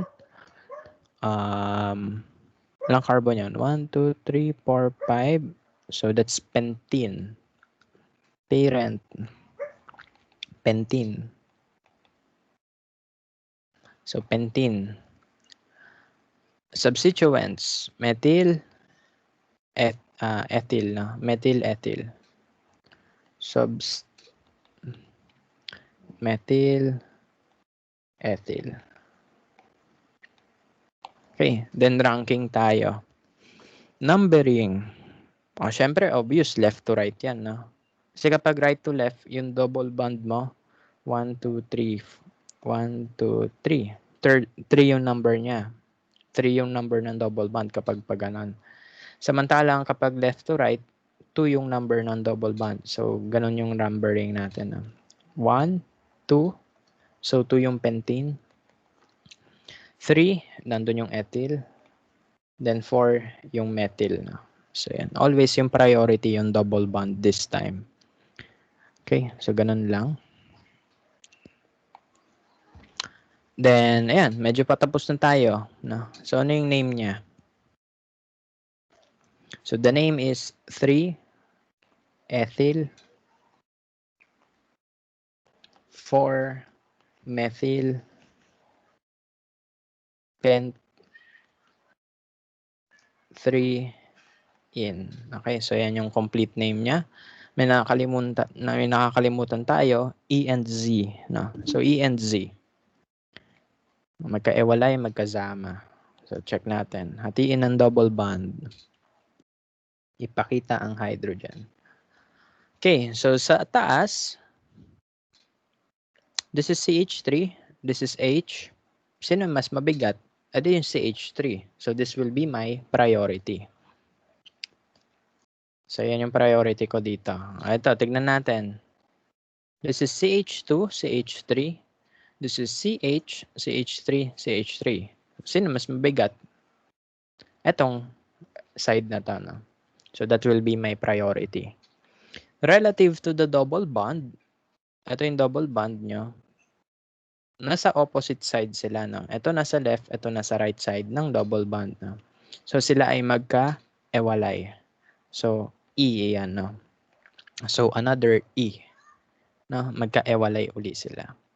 So, the complete name is E, 3-ethyl, 4-methyl, pent 3-in. Okay? Ako na rin sasagot ng C. No? Para yung ibang item kayo na bahala. Siguro sa canvas na lang. No? Okay? So, ayan. So, sagutan ko na itong C para ma-check nyo. No? Hanapin ko yung longest chain. Nahanap ko na. So, that is my longest chain. Ang numbering ko ay left yung start ko. Which is 1, 2. Parent. 1, 2, 3, 4, 5, 6, 7. Hept. Heptene. Substituents. Ano yung substituents ko dito? Methyl, methyl, methyl. So, tatlong methyl. So, methyl ko. Tatlo. Numbering, left to right yan. Kasi pag left to right, 2 yung number ng double bond. Kapag right to left, 5 yung number ng double bond. So, pangit yon. So, dito tayo sa left to right. So, 2 itong double bond. So, sa second carbon siya mangyayari. Yung methyl natin, makikita natin sa 2, 3, and saan pa? 2, 3, 4, 5. 2, 3, and 5. Okay. So, the complete name will be, So, the complete name will be 2, 3, 5 dash trimethyl hept 2-in. Okay, so yan yung complete name niya. 2, 3, 5 trimethyl hept 2-in. Next question, may E and Z ba dito? Tignan natin. Hatiin ng double bond. Tignan natin kung may E and Z. Ito ay CH3, ito ay CH3. Parehas lang yon. So, kapag parehas, yung priority sa isang side, kahit isang side lang, wala kang E and Z isomers nun. So, walang isomerism dito. Kasi parehas tong CH3, ito CH3 din. No? Kung magkaiba to, dun pwede yung stereoisomerism. Pero hindi eh. Parehas tong CH3. Ito CH3 din. So, wala kang magiging priority dyan. So, hindi yan E, hindi rin yan Z. As is lang yan. No? So, neither yan. Okay, so that's how you name double bonds. No? So, I will leave the rest for you to answer. Ito nakikita ko, this is tert butyl. Tert butyl yan. No? Ayan. Tert butyl uli. Okay, so yan. So, sagutan nyo na lang to, post nyo uli sa Canvas. No? Slide 37 ng PowerPoint na 37 pa lang 106 to. Anyway, so let's proceed na dito. Alkene stability, no.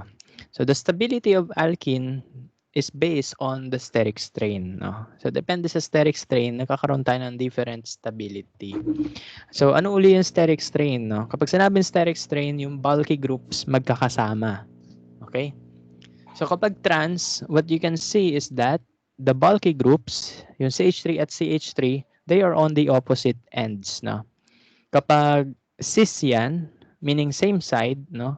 Ang mapapansin nyo, the bulky groups are on the same side. No? So kapag nagbubungguan yan, mag-overlap yan, may steric strain yan. So sino yung mas stable?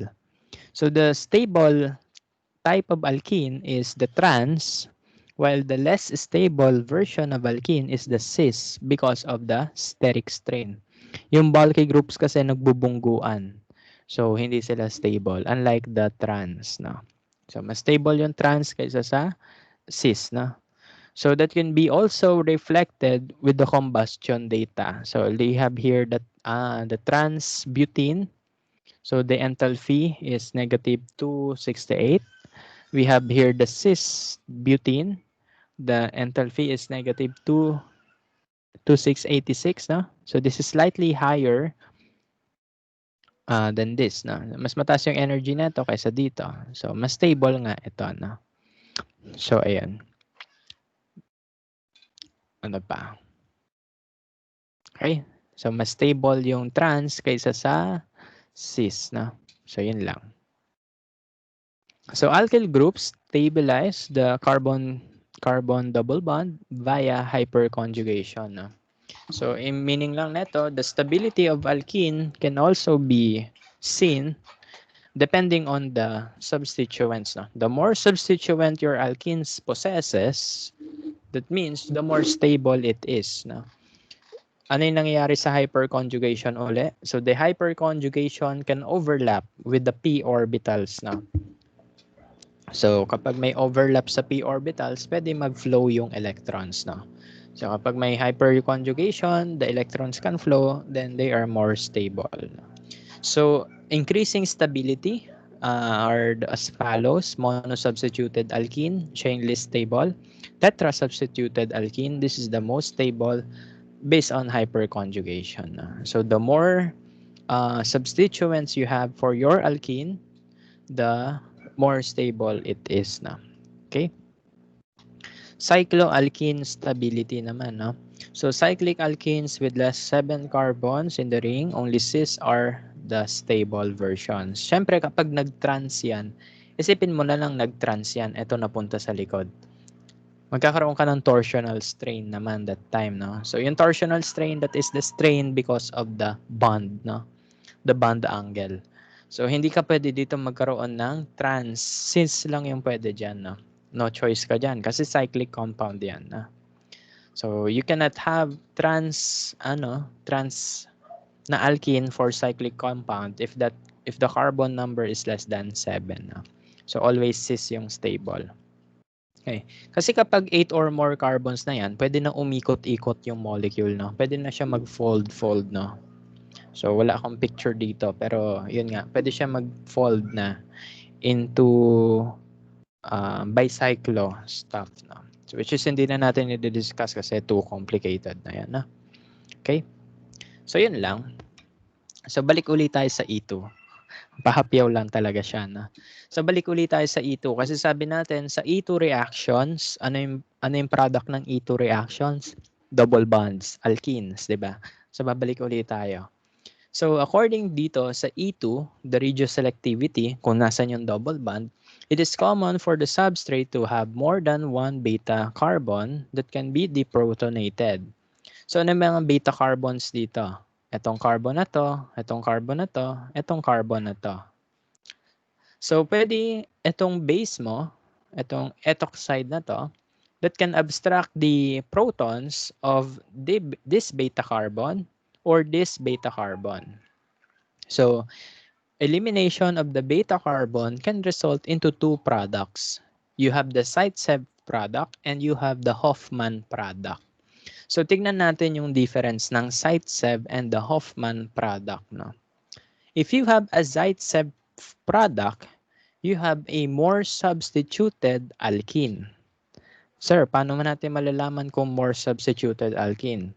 Tignan mo yung groups na nakadugtong sa kanya. Why? I have CH3 here, CH3 here, another CH3 there. Isang hydrogen. So, tri-substituted alkene ang meron ako. Okay? And this is more stable. Okay? So, this is more stable. So, siya yung, siya yung most likely na product na makikita natin. So we call that the Zaitsev product. No? So Zaitsev products, that is the more stable alkene, the more substituted alkene. Take note nyo yun. Zaitsev product, more stable alkene. Okay. The other product could be Hofmann product. No? So yung Zaitsev, dito siya kumuha ng H para dito magkaroon ng double bond. Si Hofmann naman, dito siya kumuha ng H para nandito yung double bond. No? So as you can see, the Hofmann product, yung alkene na meron siya ay disubstituted for this example. So this is less stable alkene because it is a less substituted alkene. So this is the minor product, no? So ibig sabihin yan, for E2 reactions, dalawa yung products parate. You have the Zaitsev and you have the Hofmann. Yung percentage nila, that's arbitrary na lang, no? Depending on the stability na lang, okay? So, ganun. So, pwedeng dalawa yung options. Dito siya manghila ng hydrogen. Kapag dito siya nanghila ng hydrogen, you will have a Hofmann product. Pag dito siya hinila ng hydrogen, you will have a Zaitsev product. Zaitsev product, more stable alkene, more substituted alkene. Hofmann product, less substituted alkene. Less stable alkene. No? But hindi always ganito yung percentage. Hindi porket Zaitsev yung more stable, siya na yung parating major product. Not really. Mamaya makita nyo yung Hofmann product ay mas mataas din yung chances niya compared to Zaitsev because of reasons. Mamaya makita natin yan. Okay? Pero yun yung regioselectivity ng E2. No? So ibig sabihin nun may dalawang places kung saan makikita yung double bond. More substituted or less substituted na. Okay. So E2 elimination is regioselective, no? So yan, when constitutional isomers, blah blah blah. The regioselectivity of E2 reaction can be controlled by carefully choosing the strong base used, no? So depending on the base that you have, iba-ibang uri ng product ang pwede mo mabuo, no? So let's have this for example. Experimental data indicates that a bulky, sterically hindered base will favor the formation of a Hofmann product, but an unhindered base, like ethoxides, will favor the production of Zaitsev product. No? So ano lang meaning nito? So just look at this table. No? So the more bulky the base is, no? The more bulky the base, the higher the chances na magka-Hofmann product ka. No? So, bulky base, Hofmann product. Kapag hindi bulky base, Zaitsev product, no? So ito lang naman yung mga bases na ginagamit dyan, no? Yung ethoxide yan, ethoxide. Ito, this is tert butoxide. Ang pangalan yan ay T-butox, no? Yan, T-buto. So yan ay tert butoxide. This is tert ethyl butoxide. Basta yan. So yan. So ano papansin nyo, the bulkier the base, the more chances of a Hoffman product being produced, no? The less bulky your base, the more chances na Zaitsev ang product. Ano po yung ano dito? Pwedeng gawing shortcut. Isipin nyo yung bulky bases as claws, no? Yung claws, yung mga claw natin, mas madali niya ma-access yung nasa dulo, yung mga CH3. Mas madali niya mahihila yung mga CH3 na yan kaysa sa CH2. Kasi ganun iniisip ko, no? Iniisip ko kapag bulky base claw yan na manghihila ng CH3. Kaya magkakaroon ka ng Hoffman product. Okay, so always yung mga nasa dulo yung hinihila niya, hindi yung nasa gitna, such as this one. Yung dulo-dulo yung kinukuha niya. So yun yung aking visual cue dyan. So yung mga bulky base such as tert butoxide, hihilahin niya yung hydrogens sa mga terminal, no? Yung mga nasa gitna, ang pwede maka-access lang yan ay yung less sterically hindered, no? Such as ethoxide, no? Yan at yan lang naman yung ginagamit. So don't worry, paulit-ulit lang yan natin makikita. Okay? So yun lang. Yun lang. So why does sterically hindered base favor the Hoffman product, no? So yun nga, kasi the more sterically hindered your base is, it cannot access the hydrogens na nasa gitna, no? Yung mga secondary hydrogens, no? So yun lang. So let's try this, no? Predict the major and the minor product of the following E2 reaction. So you have your alkyl halide here reacted with sodium methoxide, no? What is the product? So ganito lang yan. Mag-organic reactions na tayo ngayon, no? So ito yung alpha carbon mo. This is your alpha carbon. This is your beta hydrogen. Beta din yan. Ito yung beta. Basta yung katabing carbon ni alpha, beta carbon yan, no? So at each beta hydrogens, at each beta carbon, may mga hydrogens doon, na. So yun. So keep in mind lang yan. Okay? So tignan natin yung base. Yung Na, tanggalin mo yan, no? Cation lang yan, no? It will not affect the reaction naman. So you have your methoxide, no? Ome. So your methoxide, ano itsura niyan? So ganyan lang itsura niya, no? So this is your methoxide. Is this sterically hindered or not? Is this bulky or not? So paano po namin, sir, malalaman kung bulky o hindi, no? Para malaman nyo kung bulky, ganito itsura niya. Tert. Naka-tert butanol siya. Tert butoxide. No? Ito yung mga itsura ng bulky. Mapapansin nyo may tatlong mga CH3 that is attached to a carbon, attached to an oxygen. No? So yan yung mga bulky. Pero yung mga hindi bulky, yun yung alkyl lang. Alkyl lang yung base, no? So yan. So alkyl lang to. So this is not bulky. Okay? So kapag hindi yan bulky, ano yung napoproduce niyan? Zaitsev or Hoffman? So ano po-produce ng hindi bulky ay Zaitsev. Kasi it can access the secondary beta carbons, no?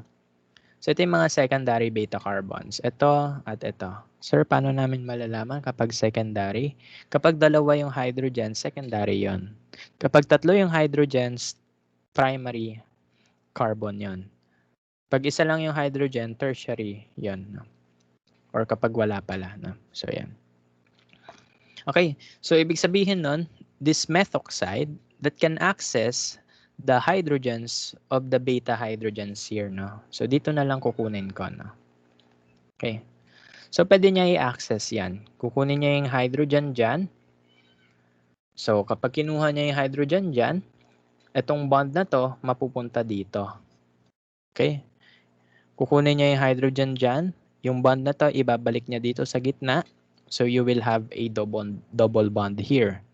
So as the double bond forms, magiging lagpas na sa octet rule itong carbon na to. So what will happen is that yung Cl ay matatanggal.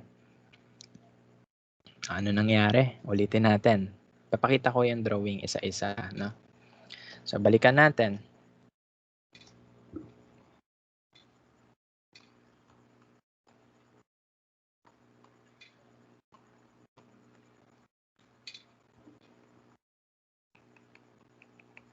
Balikan natin. Yung methoxide nyo. So this is your methoxide that will attack that hydrogen. So ano mangyari? Since kinuha na itong hydrogen na ito, ibabalik niya yung ibabalik niya yung bond dito sa gitna nila. So dito yan mapupunta, no? So yan, dyan mapupunta. So what will happen?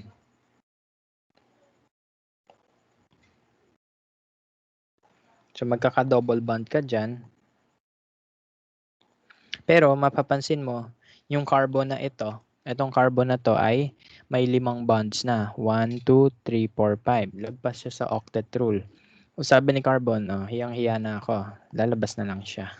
Okay? Para bumalik siya sa pagiging pagiging octet, no? So ganun lang ang mangyayari diyan.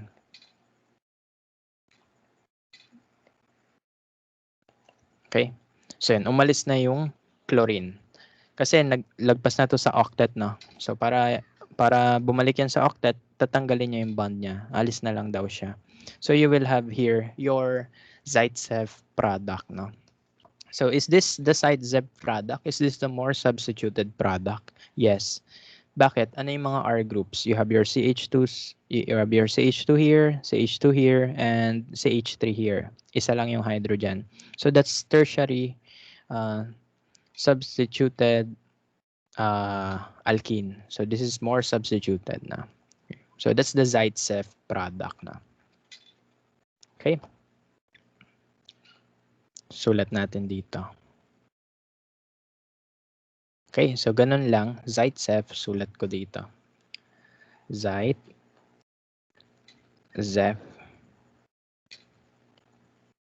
Ganyan ba spelling? Hindi ba? Hindi ko rin alam yung spelling.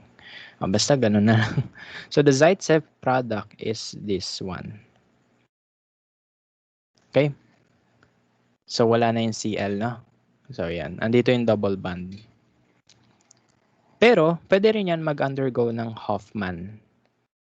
So ano yung Hofmann naman?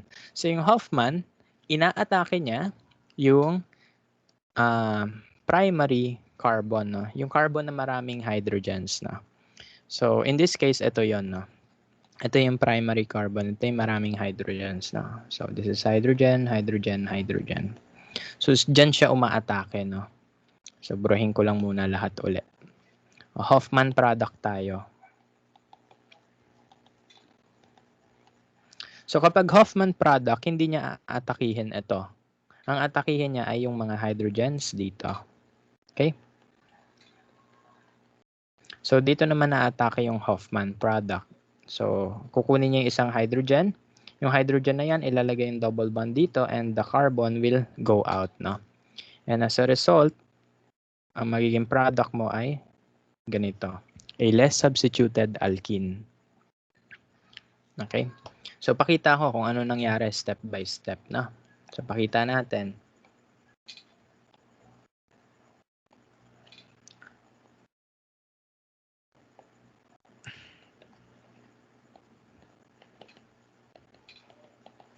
So ano mangyayari?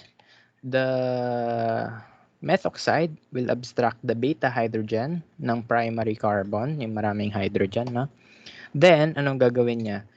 Yung hydrogen, since sinila siya, ibabalik niya yung double bond dito. So, ano mangyayari sa carbon mo? Ano mangyayari dyan? May ganito na siya, no?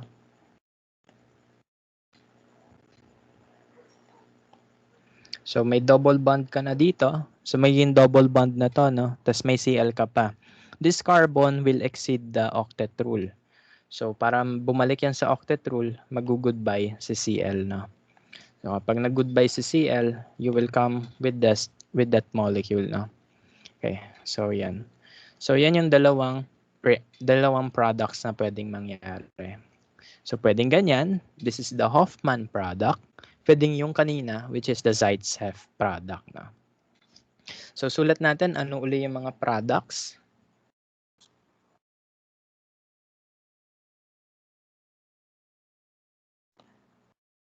Pwedeng ganyan. This is the Zaitsev. Di ko alam spelling. Check ko na nga. Zaitsev pala. Okay.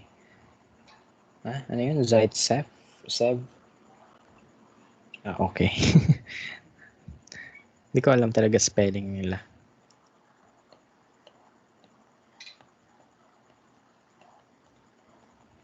So this is your Zaitsev product. And this is your Hoffman product na. Okay? So itong Zaitsev, Hoffman.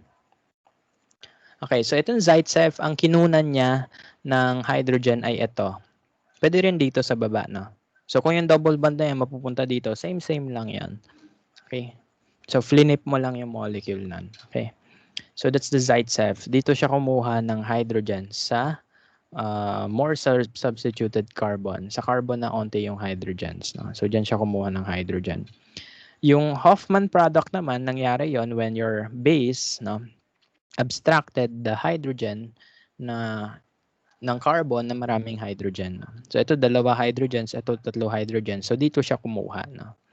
So doon siya kukuha. So you will have your Hoffman product. No? So ngayon, alam natin ganyan yung products. Yes. So we have the Zaitsev, we have the Hoffman. Ang question ngayon is, sino yung major, sino yung minor? Okay. So paano uli natin malalaman kung sino yung major product at sino yung minor? That depends on your base. No? Tignan mo lang yung base nyo. If ang base ay unhindered, yan ay Zaitsev. Kapag ang base ay hindered, yan ay Hoffman. Keep in mind, no?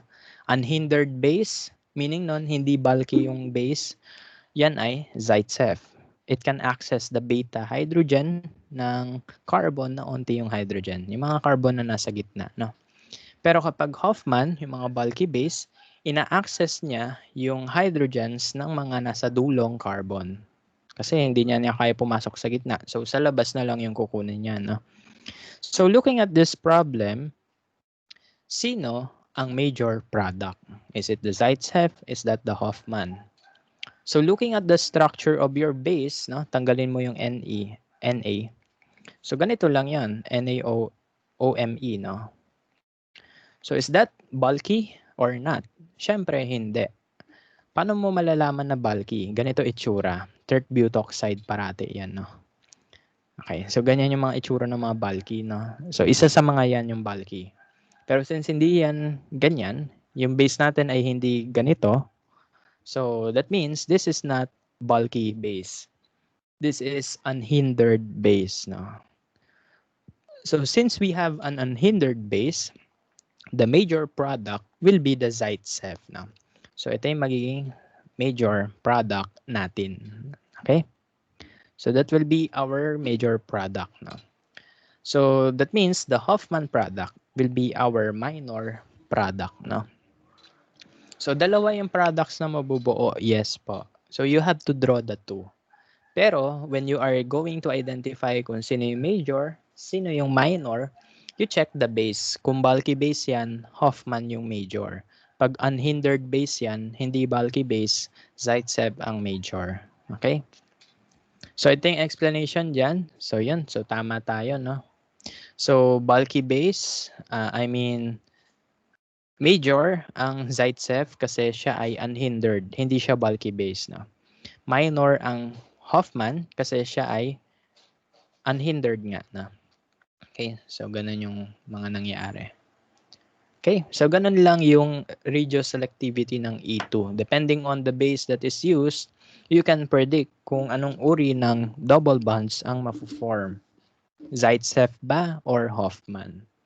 Okay, so let's try some examples here. Okay, so let's try some examples here. So, onti lang sasagutan natin, no? Kasi medyo marami pa tayong i-discuss. Slide 49 of 106 pa lang tayo. Anyway, tutuloy naman natin to sa Saturday na. Tapusin ko lang tong E2.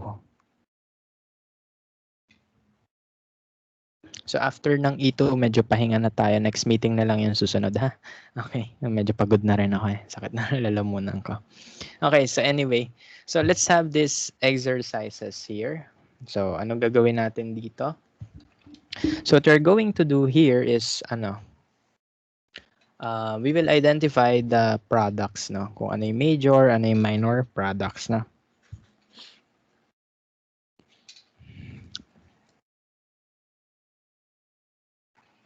So, ganun lang gagawin natin. Wait lang. Basahin lang ako dito.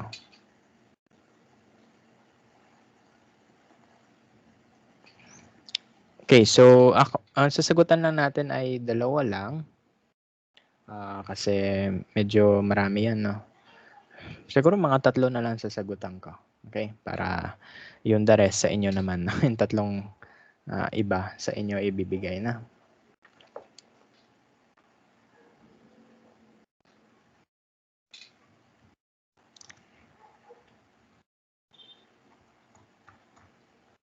Wait lang. So, ang pwede ko sagutan muna is yung A. So, sige. Ay, wala pala akong binigay na space dito. Anyway, so magsasagot tayo ng A. So, the base here is sodium ethoxide. So, sodium ethoxide, yung etho, OET, no? Yan ay unhindered base, no? So, ibig sabihin yan, it will produce the the Zaitsev product. No? Zaitsev product ang major dyan. Okay? So, yan lang. So, Zaitsev product ang major. So, ayan, identify natin kung ano itsura nila. No? Okay. So, ito yung ating alpha carbon. Ito yung mga beta hydrogens. Beta, beta. Ay, wala palang beta hydrogen doon.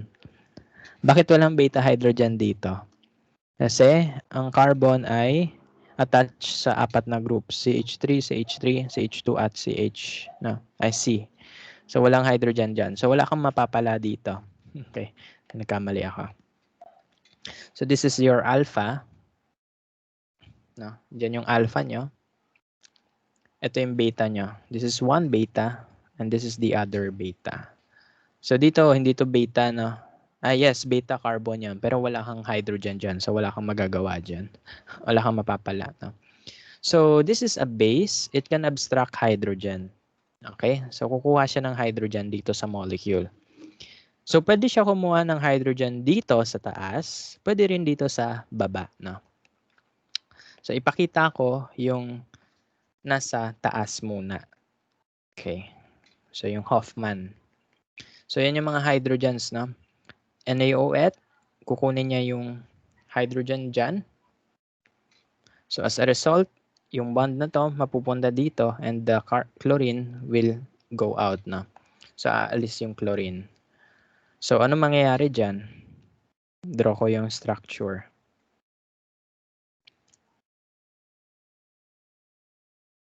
So, ito yung isang product, no? So, basta burahin nyo lang yung chlorine. Burahin nyo na yan sa isip niya. Tanggalin nyo na siya. So, itong, always naman umaalis yung chlorine, no? So, hayaan nyo na yan umalis, no? So, itong bond na to, that will form the double bond here. So, that is the product when your base attacks the carbon with the most hydrogen. So, yan yung Hoffman nyo, no? So, yan yung Hoffman product natin. Less substituted alkene. Dalawa lang yung groups niya. The rest ay hydrogen. Okay? So, that's the Hoffman product. Burahin ko muna yung iba. Ngayon, gagawin ko naman yung Zaitsev. No? Again, kapag Zaitsev, ang kinukunan niya ng hydrogen ay yung onting hydrogen. No? Yung carbon na may onting hydrogen. So, dito yan. Okay? So, the base will abstract the hydrogen. Yung hydrogen, ibibigay niya yung bond dyan. Yung chlorine, lalayas na. Kaya sabi ko sa inyo, yung chlorine, burahin nyo na agad, no? Lalayas kasi yan parati, na. So, ano yung magiging itsura ng product natin dyan? So, ang magiging itsura ng product dyan ay... Ay, ba't ganun? Wait lang, ayusin ko nga to. Yan. So, magiging itsura ng product natin would be this one. Dito na lang. Yan. Okay, so ganito yung magiging itsura ng product natin. So, this is the, oopsie. This is your Zite Sev. No. Okay, so ito yung itsura ng Hoffman. Ito yung itsura ng Zite Sev. So, yung Hoffman, dito siya kumuha ng hydrogen, kaya andito yung double bond sa taas. No?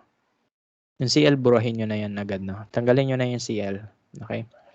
So, ang isang product naman is the Zaitsev product. Yung ating base, kumuha siya sa carbon na may onting hydrogen. Ito, in this case, ito yan. No? So, dyan siya kukuha. So, pag nakuha niya yung hydrogen na yan, this will be transferred here. So, magkakaroon ka ng double bond. Itong group na to, nasa taas pa rin. No? So, what is the major? What is the minor product? So, between the two, sino yung major, sino yung minor? So, looking at your base, this is, hindi siya sterically hindered. Hindi siya sterically hindered. So, ibig sabihin nun, Zaitsev ang major. So, yan yung major natin. Yung Hoffman, ito yung magiging minor natin. Oops, ano ba yan? So, that will be your minor product. Okay? So, bakit to naging minor? Kasi our base is hindi siya bulky. Kapag bulky yung base, Hoffman yung major. Pero since hindi to bulky, Zaitsev ang major. Okay? So, ganun lang yung idea dyan, no? So, next one.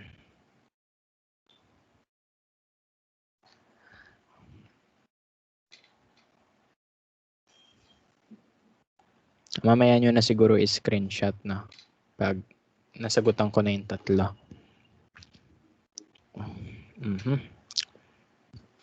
So, this is your alpha carbon. Ayan, this is your alpha carbon. These are your beta carbons, no? So, may hydrogens dito. Same lang naman. Then, may hydrogens doon. Okay? So, ayan. Paano mo malalaman kung bulky or not? Malalaman nyo yan kapag bulky, kapag, ito yung keyword, T-bu-OK. Tert butoxide yan, no? So, ano ba yung itsura ng tert butoxide? Ito yung itsura nila, no? Yan, T-bu-OK. Ito yung mga ginagamit talaga na bulky base. Ito yung, ayan, yan yung keyword natin. T-bu-OK, bulky base yan, no? So, most of the time, mapapansin nyo, tert butoxide yung ginagamit as bulky base, no? For simplicity. Basta makita nyo, T-bu-OK, bulky base yan. So, Hoffman yan. Kapag OH, yan ay, yan ay unhindered, no? Unhindered bases yan. So, yan ay Zaitsev, no? So, ganun lang. Yun yung mga technique na pwede natin makita dyan. Okay? So, ganun lang. So, kapag bulky base, ganito yung itsura. Itong tatlo lang naman yon, mostly ang tert butoxide yan. No?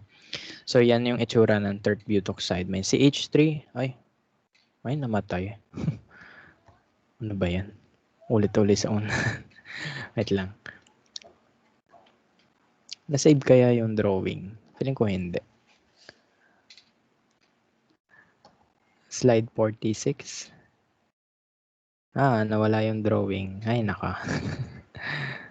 Okay. So, anyway. Ba yan? So, ito yung mga bulky base, no? Ayan, tert butoxide, no? Yung mga may CH3, CH3. Ganyan yung itsura niya. Maraming substituents si carbon attached to the oxygen.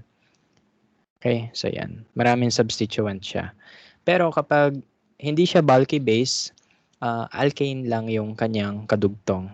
Si oxygen attached lang sa alkane. Usually methoxide, CH3OH, CH3O lang. O kaya yung ethoxide, no? CH3, CH2O.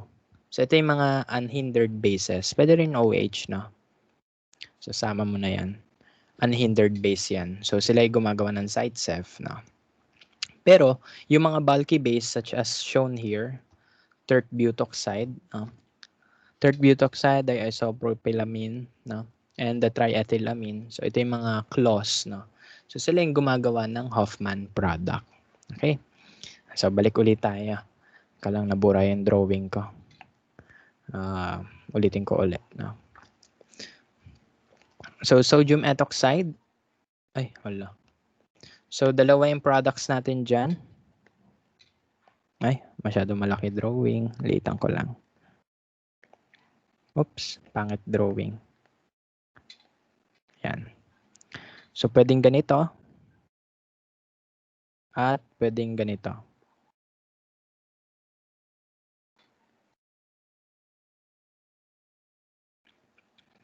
So this is Hoffman. This is your Zaitsev. Okay?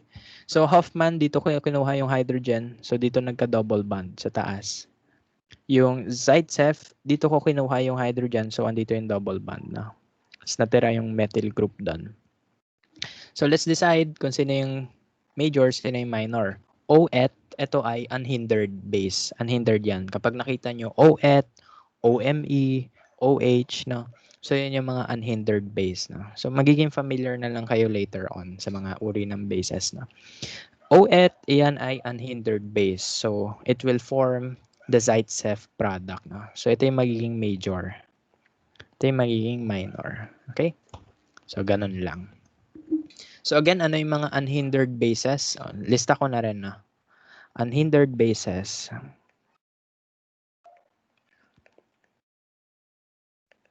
OET, OME, OH, no? So yan yung mga unhindered bases, they produce the Zaitsev product, no? Ang mga bulky base naman, most of the time, tert butoxide, TBUOK, tert BUOK, tert BUOK, no? So yan yung mga bulky base, tert BUOK, diisopropylamine, triethylamine. So paulit-ulit lang naman to, no? So ayan. So ganun yung OrgChem, no? Medyo paulit-ulit yung mga substituents mo.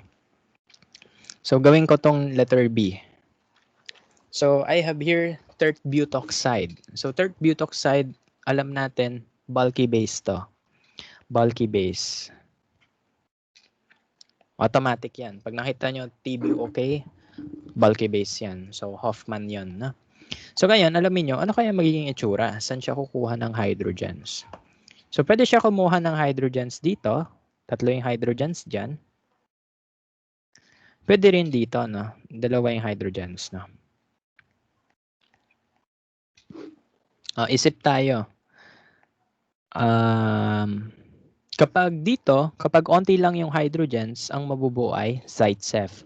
Kapag maraming hydrogens, doon siya kumuha, ang mabubuo ay Hoffman. So yun yung shortcut natin, ha?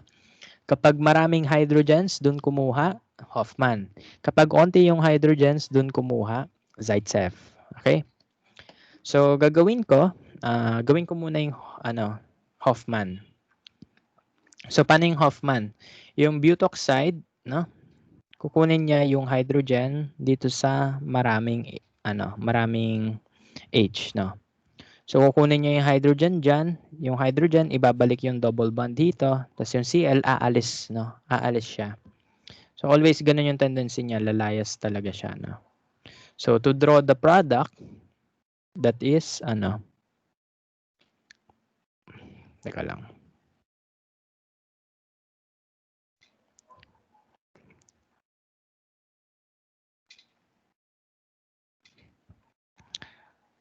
Okay, so yan yung Hoffman product na. So, yan. So, andito yung double bond sa taas. Nawala na yung Cl, burahin nyo na lang. Takpan nyo na lang yan. No? Always umaalis yan eh. So, andito yung double bond sa taas. So, that's the Hoffman product. So, the next attack naman is yung sa onting hydrogen, yung Zaitsev product na. So, mangyari, si butoxide, aatakihin itong hydrogen na yan. So, ibabalik niya yung double bond dito. Then, eventually, aalis din yung Cl na. So, doon natin makikita yung double bond. Dito, pwede rin dito. Same lang naman yan. Kasi kung ano itsura ng left, yun din itsura ng right na. So, pwedeng dito yung double bond. Lagay ko na lang dito para madali i-drawing para sa akin.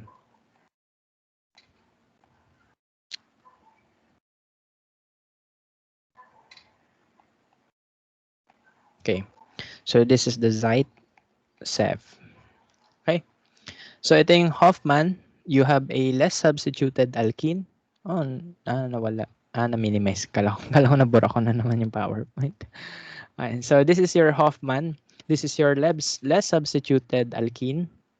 This is your Zaitsev. This is the most substituted alkene. You have 1 group, 2 group, 3 group, and hydrogen. So, Zaitsev yun. Itong Hoffman, ito lang yung groups niya, left and right. Dito sa taas, puro hydrogens. No? Okay. So, let's predict. Sino yung major, sino yung minor product.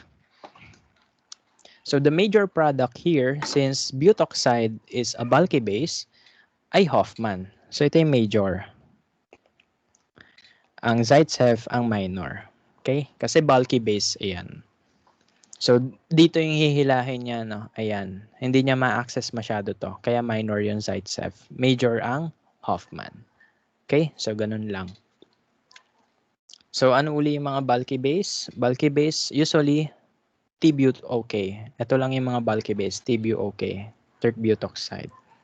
Pwede rin naman itong mga to, no? TBOK, diisopropylamine, triethylamine. So, yan yung mga bulky base. Anything beyond that, anything other than that ay unhindered bases. No? Yung mga alkanes lang na may oxygen sa dulo. So, ito lang naman yung usually OET, OME, and OH. No? So, yan. Magsasagot ako ng isa pa.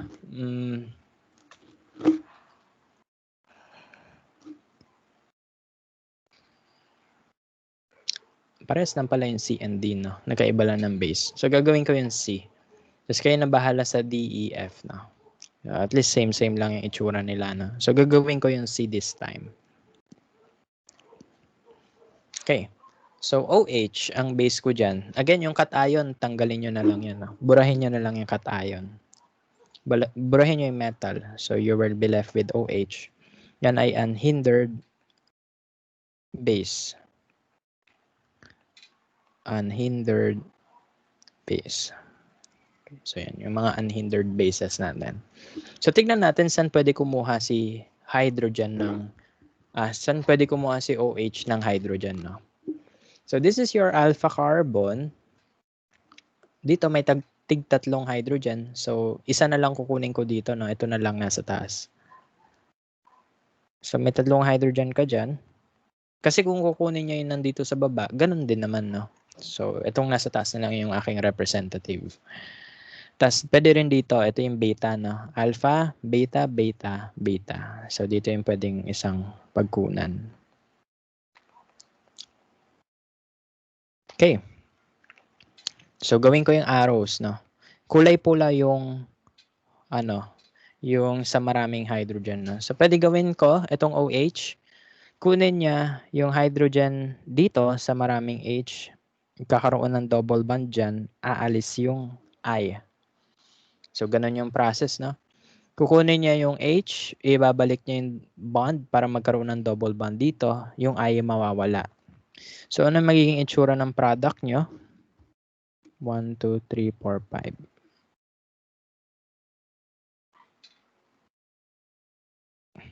So, ayan. So, ganito yung magiging itsura ng product nyo, no? So, andito yung double bond. Mawala na yung I. Andito yung double bond. Pwede rin dito, no? Okay. So, that is your Hoffman product. Hoffman product yan. Sila substituted. Gawin ko naman yung more substituted, yung side step product. So, COH, kukuha siya ng H dun sa onti lang yung H. Okay? So, kukunin niya yung onti lang yung H, ilalagay niya yung bond dito, tapos matatanggal yung iodine. Okay? So, mapapansin niyo, ulit-ulit lang, no? Kunin niya yung H, lalagay yung bond dito sa gitna nila, tapos mawawala yung iodine. So, ano yung itsura ng product dyan kapag yung orange yung sinundan? So, andito yung double bond, no? So, you have this. Ay, wait lang. Ang pangit na. Wait lang ha. Burahin ko muna ulit. Ayusin ko lang yung drawing.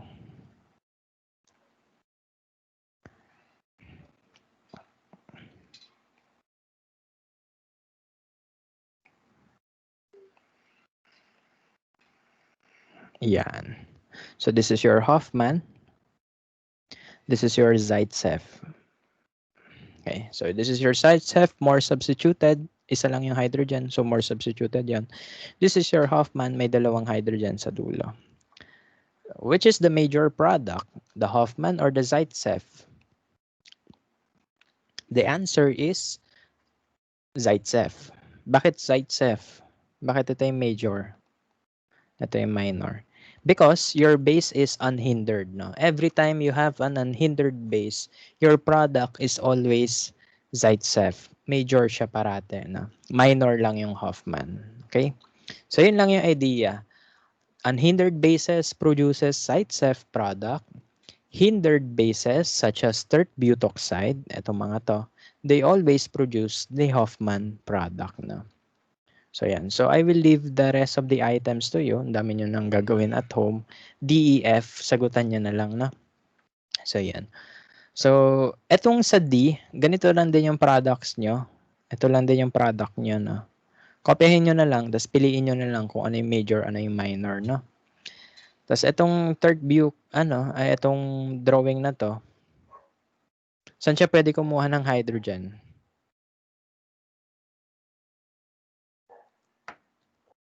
So, saan siya pwede kumuha ng hydrogen? Diyan. So, pwedeng dito, dito, at dito. Pero ano mapapansin mo? Equal lang, no? Dalawang hydrogen dito, dalawang hydrogen doon, dalawang hydrogen doon. So, ibig sabihin, isang product lang yung mabubuo dyan. Okay, so it's up for you to check, no? Kung ano yung product. Ano yung itsura ng product na mabubuo, no? So, I will leave that to you as your assignment, no? Okay. Ay, ano nangyari? Ay, nabura na naman yung drawing. Anyway, balikan nyo na lang yung video. Teka lang wait lang. Restart ko lang yung PowerPoint.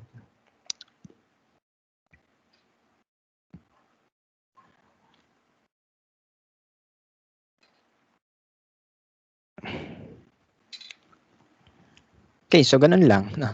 SN2, may substitution or may inversion ng stereocenter. Yung R nagiging S, yung S nagiging R. Okay, sa E2 naman, nagkakaroon tayo ng dalawang product, Zaitsev and Hoffman. Na? So depending on the type of your base, no, magkakaroon ka ng either Zaitsev or Hoffman product. Na? So if your base is bulky, such as the following, tert butoxide, diisopropylamine, and triethylamine, they will produce Hoffman products, no? The less substituted products. Kapag yung base nyo naman ay unhindered, for example, ETO, MEO, OH, yun yung mga unhindered, they will produce Zaitsev products. No? Yan lang, keep in mind yun lang. Na? Yan. Yung unhindered base, kukunin niya yung hydrogen na may yung carbon na may konting hydrogen. Yung bulky base, ang kukunan niya ng hydrogen ay yung carbon na maraming hydrogens na. So, ganun lang. Okay, so balik ulit tayo. No? So, consider the dehydrohalogenation of 3-bromopentane where 2 stereoisomers are possible. So, ito, you can have trans, you can have cis, no? Okay, so ano pwede natin makuhang idea dyan, no? So, using this reaction coordinate, we can say that the trans isomer is always the more stable isomer, no? So, ganun lang. Stereoselectivity. Ito, kwento-kwento lang to. No? So, hindi ko na to bibigyan ng focus masyado. Kasi, alam ko pagod na yung utak nyo. No? Okay, so ano naman to? Sa stereoselectivity naman, dito nagkakaroon tayo ng cis and trans products. No? So, whenever your bases abstract dihydrogen, since sp3 hybridize yan, pwede pa umikot yan. No? Pwede pa yan mag-Newman conformation. No? So, yan. So, pwede pa umikot yung bond na yan. Pwede umikot yung carbon group na yan. So, you can have either the cis or the trans isomers. No? So, ano lang kwento dito? No? So, punta tayo sa summary. So, ang sabi lang dito is that ito. So, punta tayo dito. So, kunwari, kukunan ng hydrogen ito, no? Kunwari, kukunan niya ng hydrogen. So, this bond, since single bond pa yan, itong carbon na to, that can rotate, no? So, pwede siya mag-rotate forming the staggered conformation or the eclipse conformation. Alam natin na yung staggered, this is more stable than the eclipse conformation, no?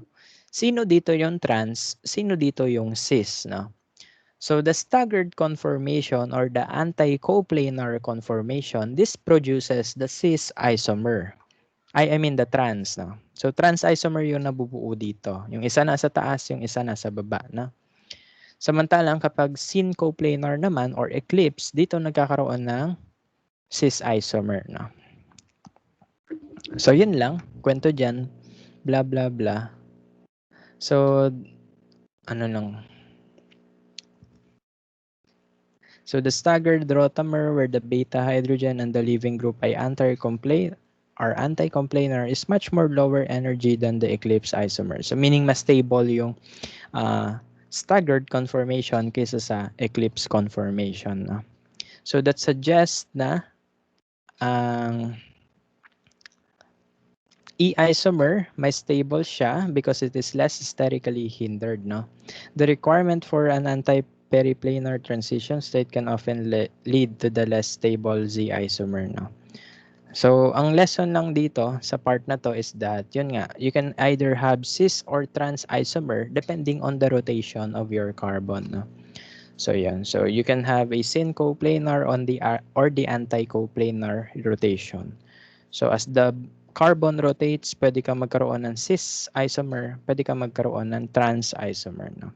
So anyway, hindi ko na i-include yan no? Kasi masyado ng specific na yan. No? Doon lang tayo sa mga basic. No? Okay? So yun lang. So paano uli nagkakaroon tayo ng cis and trans alkenes after the E2? That's because of the rotation of the carbon. No? So magkakaroon tayo ng staggered conformation or eclipse conformation uli. No? So depending on the staggered and the eclipse conformation, pwede tayo magkaroon ng cis or trans na alkene. No? Yung E and Z alkene. No? So yun. So hindi ko na bibigyan ng focus yan. No? Masyado na yung mabigat. No? So, drawing, masyadong maano na siya. GG. No? So anyway, so let's kwentuhan lang natin to. So ano yung stereospecific, ano yung stereoselective, no? So ganito lang yung stereoselectivity, no? So the difference is that in a stereospecific reaction, the substrate is stereoisomeric and the result is one isomer as the product, no? So kapag stereospecific, kung ano yung isomer version ng molecule mo, ng reactant, yun din yung sa product, no?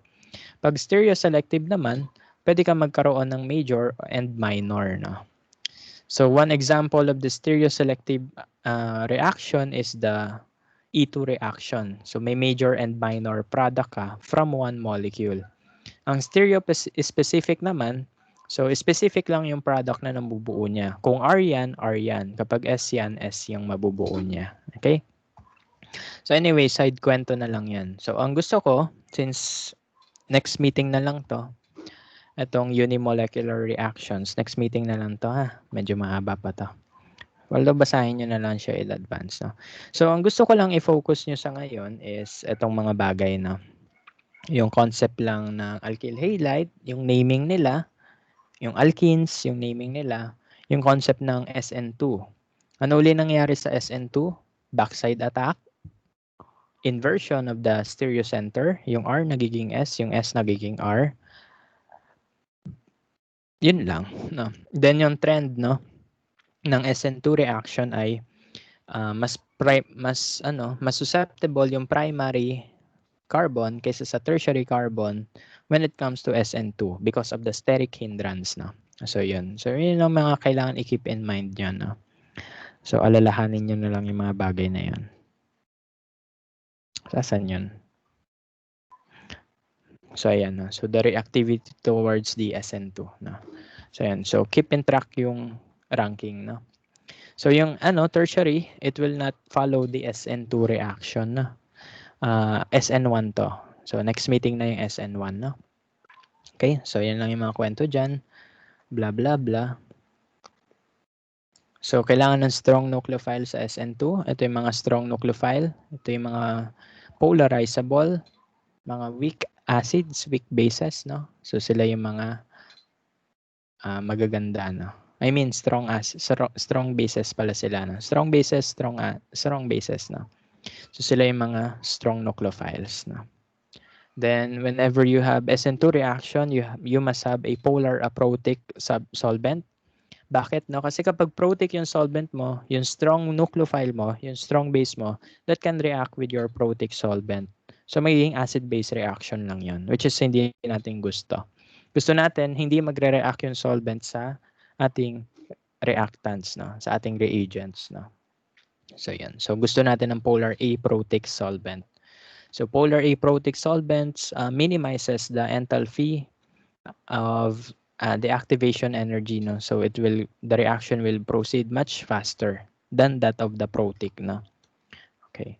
So yun lang mga kailangan nyo i-keep in mind.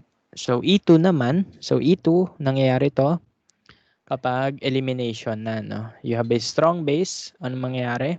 Instead of the base attacking the carbon, since hindered siya, ang gagawin niya is kukunin niya yung beta hydrogen, no.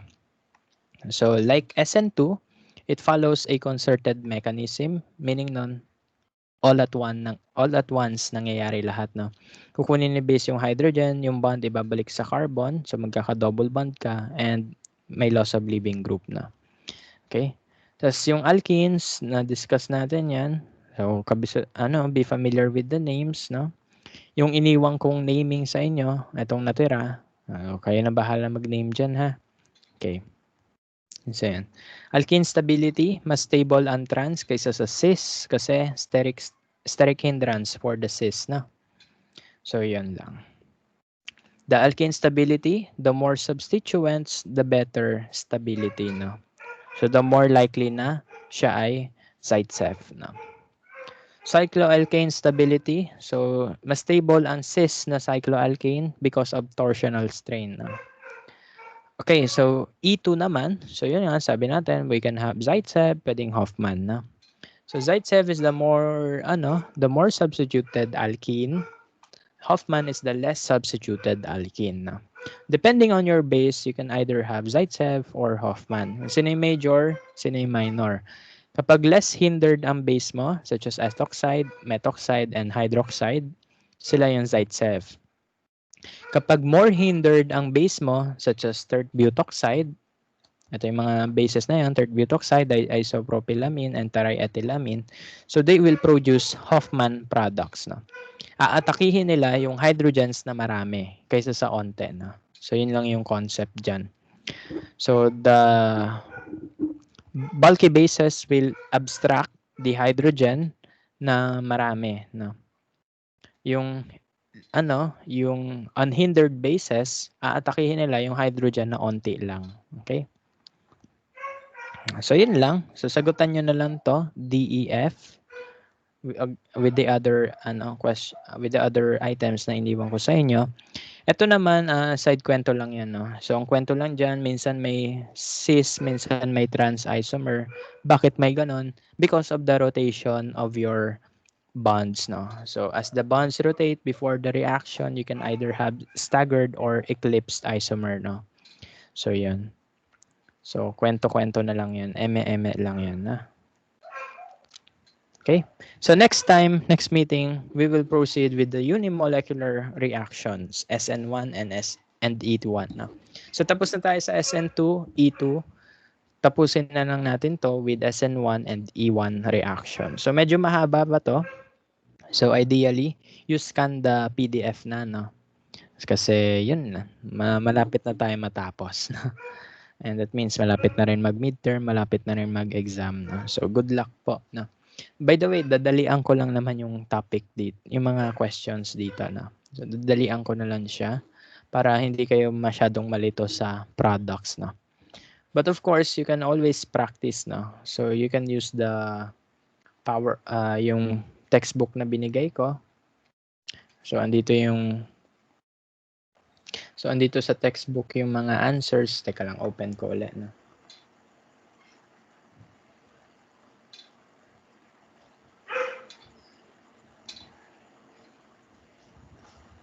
Ayan. So, dito sa textbook, andito yung mga, ayan. So, pwede kayo mag-practice dyan, no? And always, check nyo yung dulo, no? Check nyo yung dulo. Kasi andito yung summary. So, andyan yung mga summary niya yan, no? So, pwede nyo basa-basahin yan. Review of concepts, andyan na rin. So, skill builder, andyan na lahat ng as in, lahat ng summary na kailangan nyo. Okay. So, maganda maximize nyo yung use ng textbook na to. Ayan. So, ayan ang makikita nyo. Not sterically hindered, major, minor, so on and so forth. No? Kaya ako ginagawa ko nung ako nagre-review ng boards, ito lang binabasa ko, yung nasa likod na. Kasi andito yung lahat ng summary. Okay, so andyan yung mga lessons. Yung pinaka-overall idea ng lesson natin. Okay? So basta download this, this textbook nga. Kung meron na kayo, edi good, no? Makita nyo sa likod yung mga summary. Para kapag nagre-review kayo, hindi nyo nababalikan uli yung PowerPoint, no? Pwede nyo balikan, pero pwede yung nasa likod na lang ng book, no? So, download nyo na lang po. Okay? So, that's the end of our first discussion on Chapter 7. Medyo mabigat, yes. And umpisa pa lang po yan ng mabigat, no? Sa ngayon, umpisa pa lang yan na mabigat. In the future, medyo masasanay na tayo kasi ang organic chemistry, ganito talaga siya, no? Hindi siya fancy-fancy. Medyo malalim yung concepts, no? But again, as you can observe, no, yung concept ng acid and bases, nagagamit pa rin natin until this time. So if the more strong ang iyong foundations sa previous chapter na na-discuss natin, the more likely na makakabisado mo yung rules ng OrgChem. Basta yun lang yung tips, no? Master the basics. Yun yung tips sa OrgChem. Okay? So you check your previous PowerPoints, you check our previous lessons. Kung nga gusto niyo manood ng previous lessons, punta lang kayo sa Canvas. Pinopromote ko na to kasi malapit na midterm. So yan. Punta lang kayo ng Canvas, announcements, go to recorded class discussions. Scan mo lang dyan yung klase nyo. Ang pangalan ng class nyo is OrgChem. OrgChem Chapter 5, Part 1, Part 2. Dito na rin yung Chapter 6, no? And Chapter 6, Day 1. Pwede nyo yung panoorin na. So yan. So andyan na lahat ng lessons natin. Okay? So, panoorin nyo na lang po, no? Para may reviewer kayo pagdating ng exam, no? Malapit na, next week na yon. So, good luck po. Ano pa ba? Ito, FA2. Nakapag-take na kayo, hindi pa. So, hanggang Sunday to, don't worry. No? So, yan. Okay, so good luck po, no? And, galingan sa pag-aaral, no? So, if you have any questions, just let me know, no? Okay? So, you have the materials with you naman. So, again, emphasize ko lang yung mga materials para alam niyo yung mga pwede nyong gamiting reviewers, no? So, punta lang kayo sa course card natin, sa files, go to course files. Andito yung mga PDF. Ito yung textbook, ito yung solutions manual, lahat ng sagot sa mga pinagsasagutan natin, andito yung lahat, no? Okay, so download nyo tong dalawa kasi yan yung makakatulong sa inyo until the end of the semester. Okay? So, yun lang. I'll see you again on Saturday. So, good luck po at as much as possible, no? Try to review all the previous lessons kasi ginagamit na natin siya ngayon. Yung rotation, yung RNS, yung E and Z, yung acids and bases, no? Yung concepts na yon nagagamit natin siya ngayon. So, reviewin nyo na lang po pag nakakalimutan na. Okay? You have the PowerPoints here din naman. So, download nyo na lang yung mga PowerPoint na yan. Okay? So, yan. So, marami naman kayo materials. Sagana kayo sa materials. May YouTube recording tayo. Meron tayong textbook. May solutions manual. May PDF, no? So, yun. And just maximize na lang po, no? But if you have any other questions, just let me know. Okay? So, with that, I will adjourn this class na lang, no? Kasi parehas na tayong gutom, no? So, I'll see you on Saturday again, no? And hopefully, nakapag-review na kayo ng mga previous lessons din, no? Para sunod tuloy-tuloy na yung ating discussion para matapos na yung midterm. Okay? So yun lang. So thank you very much for your attendance. I'll see you again on Saturday and I wish you all the best na. So yan. So bye-bye po and upload ko to sa YouTube mamaya na. Sige. So bye-bye and I'll see you again on Saturday.